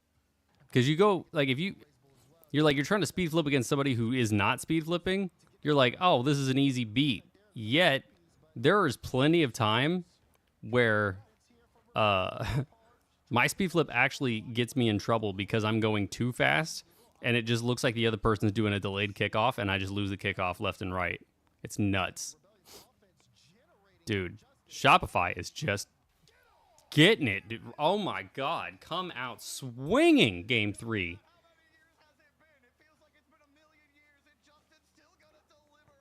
Let's go. Trying to learn how to zap dash after speed flip. That's a tough one. Make sure your front wheels are hitting the ground first. Collected on those chances, Daz. You got 7 shots on net for Rebellion, only 3 for Complexity. They have held that ball in the orange half for a very long time. A lion's share of the 3 minutes have been played. So Oh, look at that catch. not a ton of boost, but What a 50. Oh, Parth just got sauced up. Yeah. It's like Parth didn't even know that was coming. Complexity split the lead. That's going to be a constant issue over the course of this series. Watching the bull when you got numbers advantage. And complexity, take advantage here again. Raise bull, 4 saves. Diaz, 1 goal out of 3 shots. Rebellion, even though they are popping. Okay, goes high. Easy save. Wow. Nobody went. I'm surprised CR did not go for that. Diaz is behind him with full boost. Why wouldn't he commit? Justin will wait on the midfield line. Parth actually Where's Raisel going? boost left. He lets it go for Justin. And an opening there. Can understand Oh my God. Parth staying down. Guys, you just had it and you didn't even know it. Raisel on the side. Just a little pressure. And keeping it away from Complexity should be the name Oh, for Rebellion. off the ceiling. Gets the boost. Diaz took too long to set up. Just enough challenge, or just enough time for them to get that challenge. The Complexity starting to get a little bit more in front of this. Oh, come on. Bounce for Raisel to handle. He's forced to jump back. Whoa. No. Oh, they sent the house. Back and run. So the possession. Good setup. Good self pass. Yeah, it was. Complexity, they're not Got one over. playing a counterattack here. Way to tip. Feel like if they could Catch. Reset. Block. Oh, good fake. back into this game, especially if they can get numbers. Pass to CRR. CRR with Reset catch into another reset. Oh, not happening. approaching final 30 Mm. Complexity with the possession as Diaz flip reset to CRR. There we go. Come on, boys. 27 seconds. Come on. Space in Rebellion territory.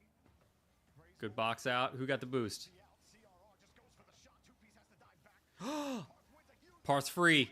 Go. Oh, boost touch high away from the Rebellion rotation. Complexity have bought themselves one more chance at the end of regulation. do you need to change your controller settings to do the... No, you don't need to change it to do it faster necessarily. Off the sidewalk. I think it's just a matter of learning the timings. Ooh, come on. Get him, Justin. Get him. There it is. They have to survive towards the end there. Those final, I want to What mech would you recommend I learn at C1? Well, what can you do, and I'll tell you what you should learn. Tell me that. complexity. But one thing Because I'm not gonna say like, oh, well, if you can do this, or if you can't do this, then do this. You know, it's more like, what can you do, and then I'll tell you where you should go from there. they feel like they're very comfortable and confident in the way they play. You got to translate it on Sense is 1.2. Wait, hold up. in their play. Look at that again from Justin. Let me show you how much sensitivity matters not. Every time. You told me Justin still has that in his bag. I said it in game 1. You said, I feel like I haven't seen that in a million. All right. So just so we're clear, I said I feel like it's been a million years, and Justin every single Put this back up to where I usually keep it. This right here, the dodge dead zone, is the most important part.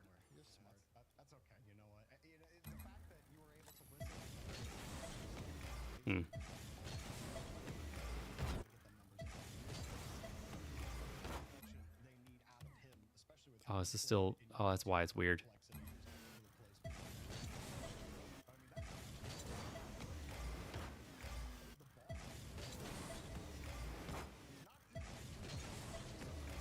You just need a good flip cancel. That's it.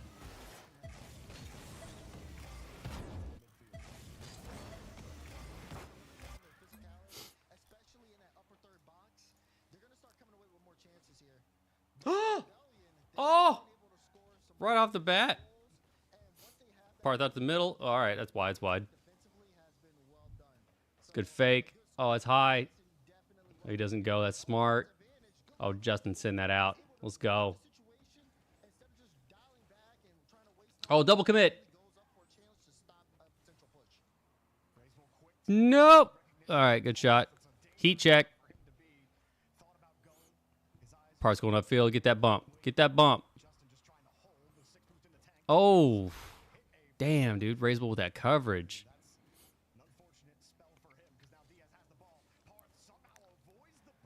Ooh! Wow. Nah. Your sensitivity is really just about like how much you need to move the stick in order for your car to turn and move, but that doesn't change the dodging. So the dodge dead zone is what controls your ability to flip cancel, not your stick sensitivity. Does that make sense? They're two separate things. Two very separate things. Find lower is more control over the ball. I mean, yeah. I mean, I keep mine anywhere between like a 1.3 and a 1.5.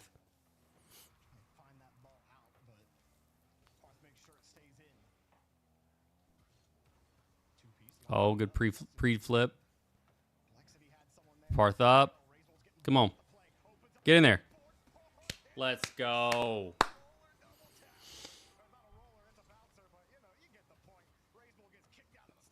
What a bump, Justin. What a bump.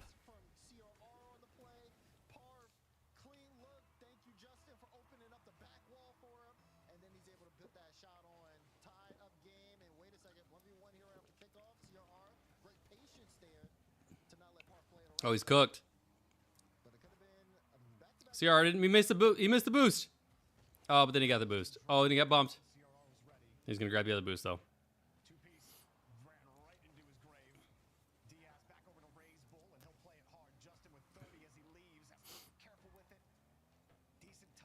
One of these days, I'm going to.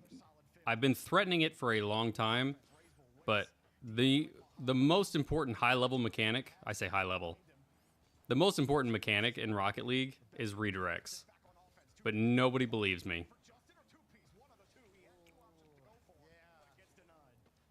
But learning how to redirect the ball into specific directions with specific intentions is the most important mechanic offensively and defensively. Like right there where Justin just took that thing off his back wall and placed it into his corner. That was a redirect. And that was the reason he was able to maintain possession, transitioning from defense to offense, was all due to a redirect. But no, everyone's like, redirects are worthless. No, they're not.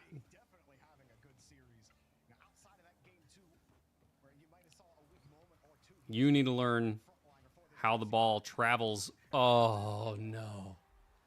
You have to understand how the ball interacts with the car and where it's going to go after you touch it with either a specific part of the car, with how much speed you have, how much speed the ball has, and what direction you're intending to hit it into. All of that matters. And that matters a lot in aerial mechanics, more than people realize it does. Because think about every touch you're trying to make on an air dribble. They're mini redirects, right? But the difference is that you're not trying to redirect it all the way down the end of the field. You're just trying to like redirect it on a macro or micro scale Let's go. You're doing redirects on a micro scale that are then affecting every little touch. And so when you're going up for an air dribble and you hit the ball and you hit it with a part of the car and it's turned just a little bit, in your mind you need to be realizing that, like, okay, when I make this touch, the ball is going to go this way. So I then need to preemptively start adjusting my car in anticipation of where the ball is going to be redirected from this touch. Does that make sense? It's like playing in the future. It's the difference too between like people who, like right there, a sidewall double tap, the people who hit the ball into the wall mindlessly because they feel like, oh, I just got to hit this, versus I'm hitting the ball into the wall with the intention of following it up instantly. You want to get a diamond?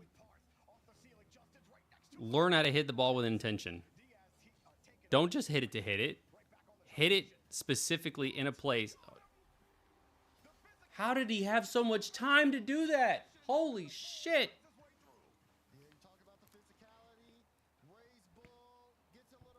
I wasn't trying to flex because I was playing Rocket League for 2 years and I just hit a reset pogo. I'm not trying to flex, but here's my flex. My guy.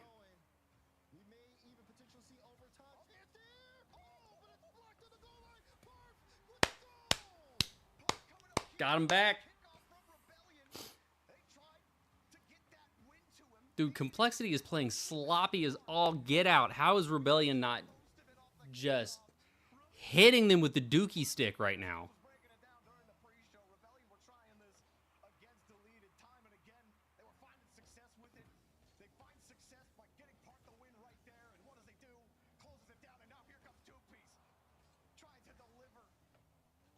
Diaz has no boost, but you don't know that? Good boost steal. Let's go. What a shot. And plays 22, and I just want friends to play the game with. So that's another problem that Rocket League has. Trying to get people into the game is very hard because their onboarding sucks. Like, learning this game is incredibly difficult. And then trying to get someone to play... No! And trying to get somebody into the game, they're like, I don't understand it. And then they go to play it, and they're like, wait a minute, this is, like, really hard. I don't have time to learn this.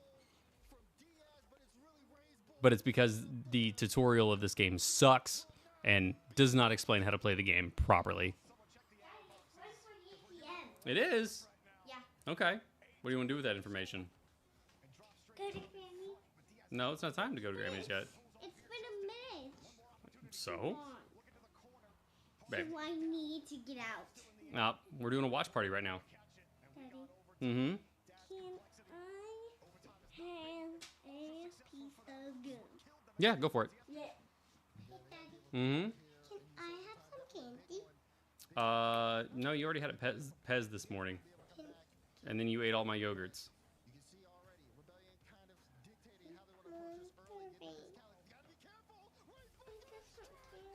No, you can't have candy. You can have food. Oh, go have some of those carrots. You can have carrots.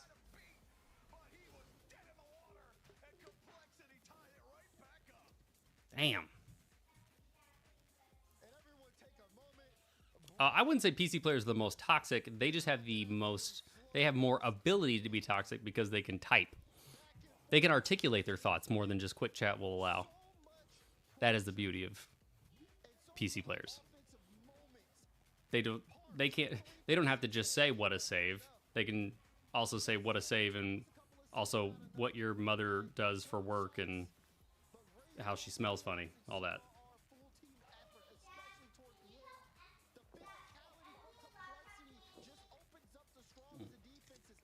Take a quick break real quick. I'm gonna go peep.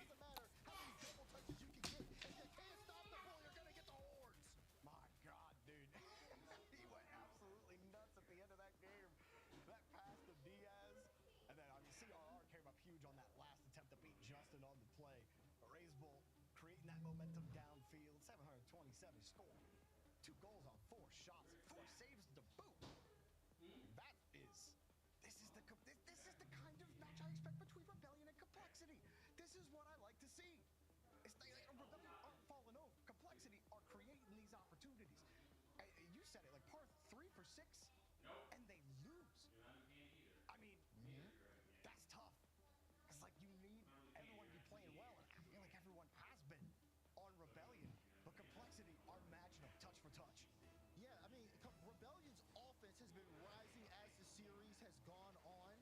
But the thing is, for Complexity, I said it before when we got started in that game 4, that physicality, if they start converting on a lot of these bump plays that they're going for, it's going to break down some of the best of the defenses in the game. I mean, we saw that even when they played against Ultimates yesterday.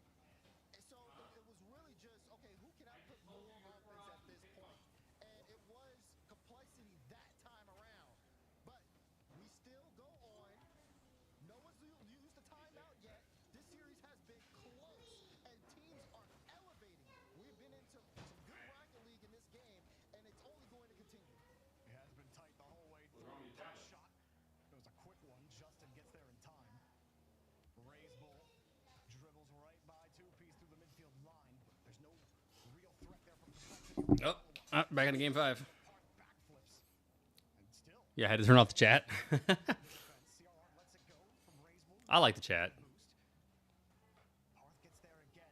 Justin forced to hold the ball. Parth steals that. Did you notice that right there? Okay, so he went up in the air and paused his boost when he was in line with the ball, and then used a little bit of boost at the very end to send the ball in the direction back down the field. Even though he couldn't do it a lot, he did it to the best that he could, and that's just a matter of boosting to where you want to meet the ball, or boosting to the point where you're going to be in line with the ball, and then using the rest of your boost to boost to the ball.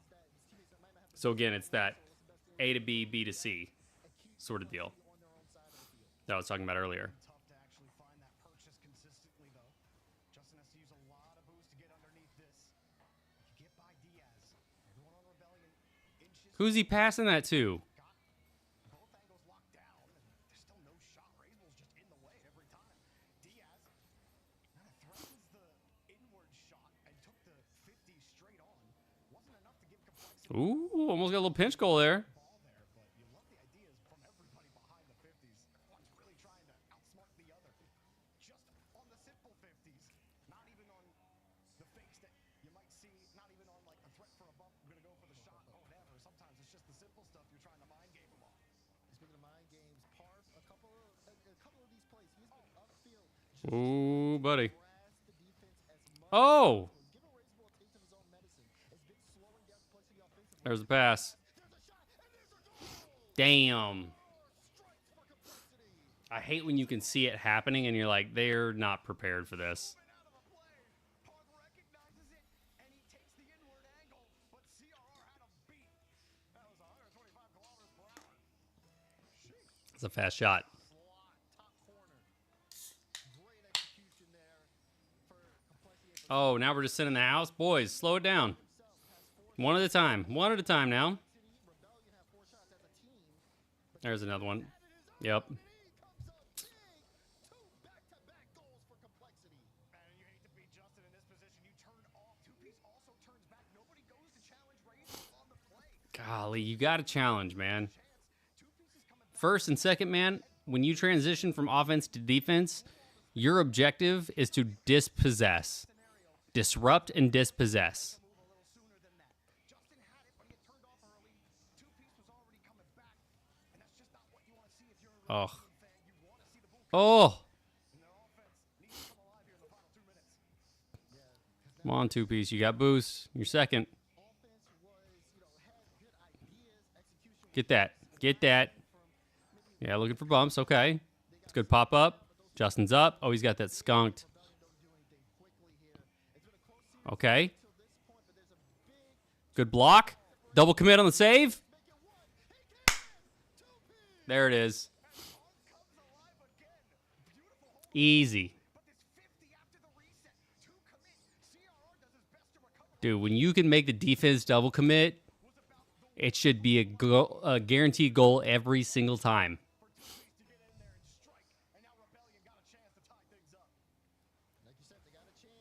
Well, there's one. Backboard. Parth. Oh.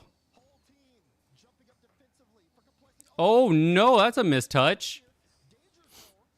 Oh, now they're panicked. They're panicked. There it is. Break it down.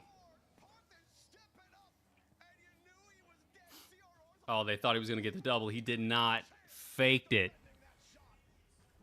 Beautiful.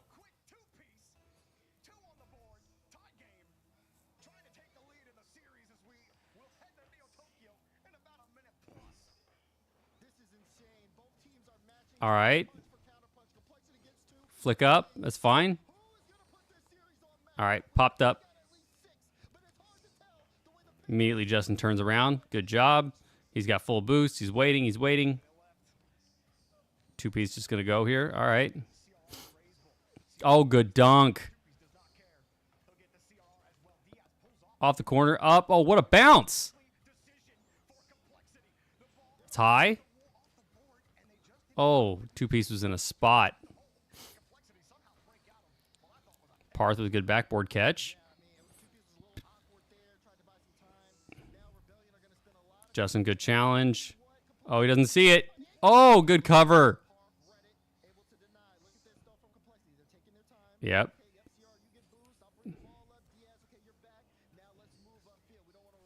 Raise ball with that last overhead touch. Soft touch to himself. Over mid. Good bang it. Parth knock it down. He's up. Soft catch. Reset. Two-piece. Oh, good coverage. He ain't getting through that. He's not getting through that.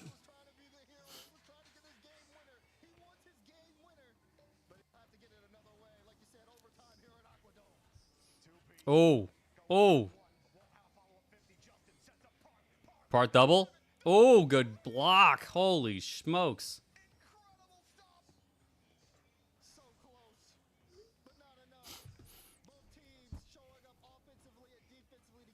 All right, there's a lot of speed here. Don't let him get it. There's a good block. Oh. He just boxed out his own teammate's shot there, right?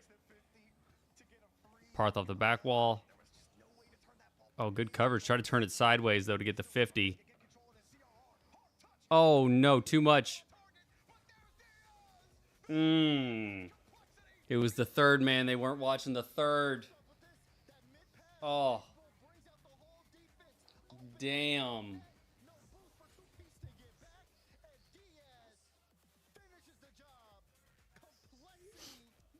Sheesh. Oh, match point.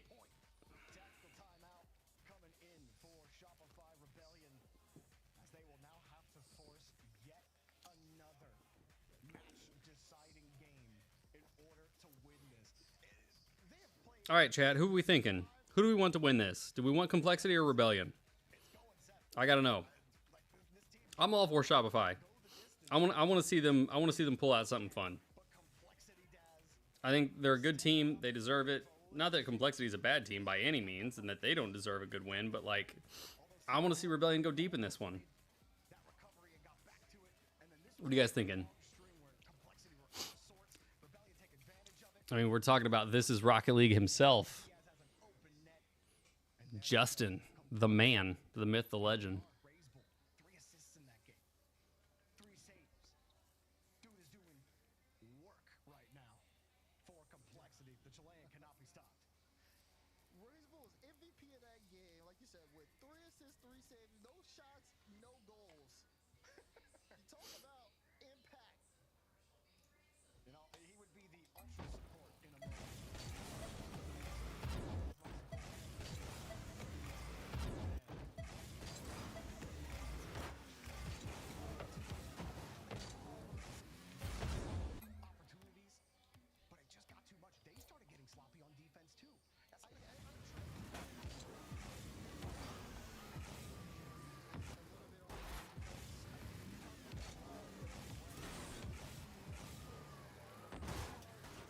God, I wish I could do that every time. That'd be sick.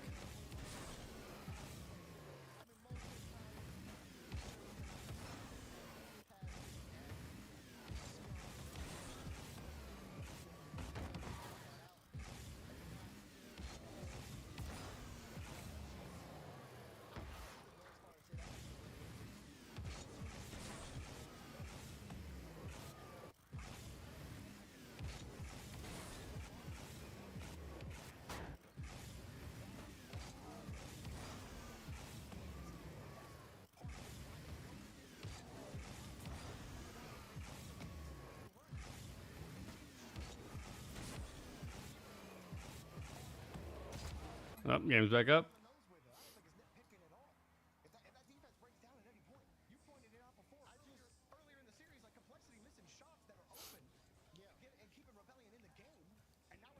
Ceiling reset, fakes. Backboard. It's open. Justin. Oh, what a block. Oh, great demo. He's awkward.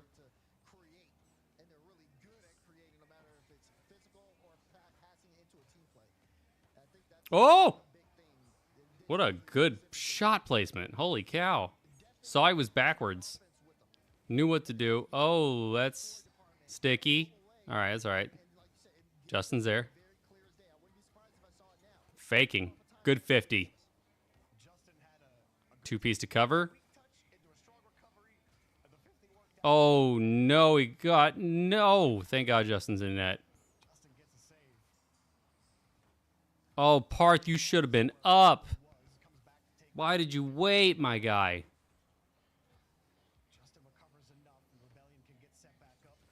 Good 50. Parth, you falling too close.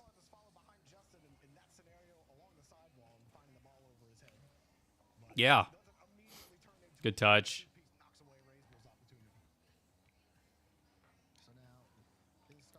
Good back pass. Good coverage. Oh, it's in. Yep. There's no question. Did my stream get flagged? Like, what's going on here, guys? Everybody just bounce? All right, well.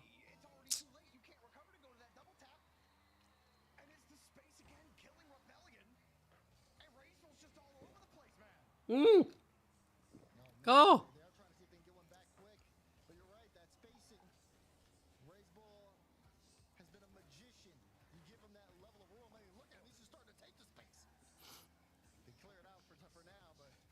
Great back wall catch. Parth to the corner. Two-piece there to cover. Over one.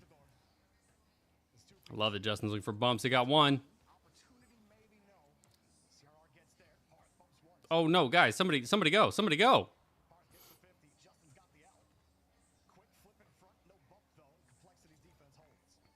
All right, two-piece will have. Up the wall. Parth to the clear. Oh, yeah, come on. Hit two-piece on the wall. Hit him on the wall. Hit him on the wall. Oh.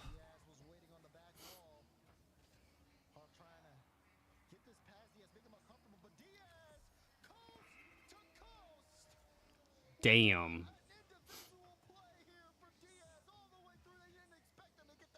And through the bumps, through the fire and the flames, this guy. Holy smokes.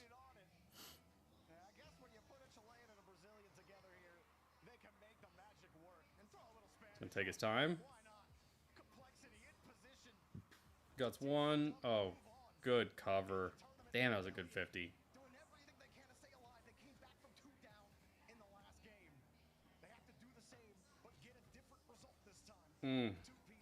That sucks. I had to give up boost for that. Oh, Justin with a tip, though.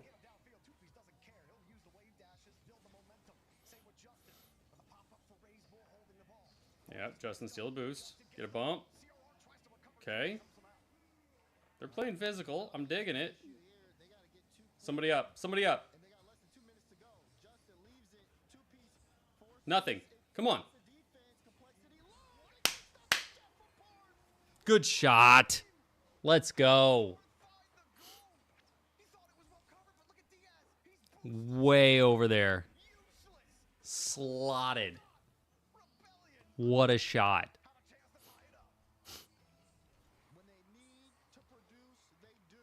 All right, that's how you lose one back. Give it to Justin. He's over him.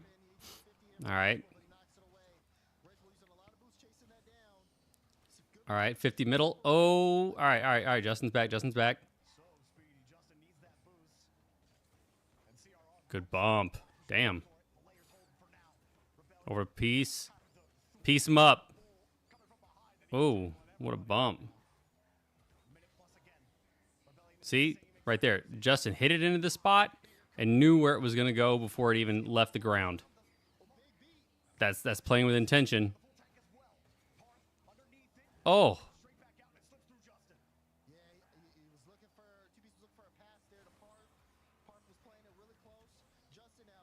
for the bump. Diaz remains patient. CRR no boost here, so he's gonna be out to play. Two-piece leaves it for Parth. Parth, what are you gonna give us? A bump? The shot! Ooh, good try, Justin. Good try. Good try. Watching it the whole time. He was ready. He has no boost. Position for it, and as soon as it happened, he commits. That's the type of awareness complexity need in the last 30 seconds. As Good bump. All right. try to tie it up and Parse up. Sends it. CRR there wins the grab, but Diaz is there, forces He's got nothing. flat. Time running out for Rebellion. Two-piece All right, Justin, you need to go. leaves it for Justin. Parth Over one. but Justin has it Off the backboard. Come on. out of a clear. Two-piece has no boost. He can't go. The backboard open for Parth. No way. When he got the touch, and CRR gets out of it. No more time left, Azarin. Justin, he can't get there. Everybody from Rebellion are off. It's gonna have to be a miracle. Two-piece from his own half. Looking for Justin. He connects, but Parth is gone. Justin underneath it again. Oh, okay. Parse up, though. Ball. The devil helps Rebellion out. Downfield. Looking for Justin mid. looking for two-piece. Peace. Two-piece. No! Are you serious?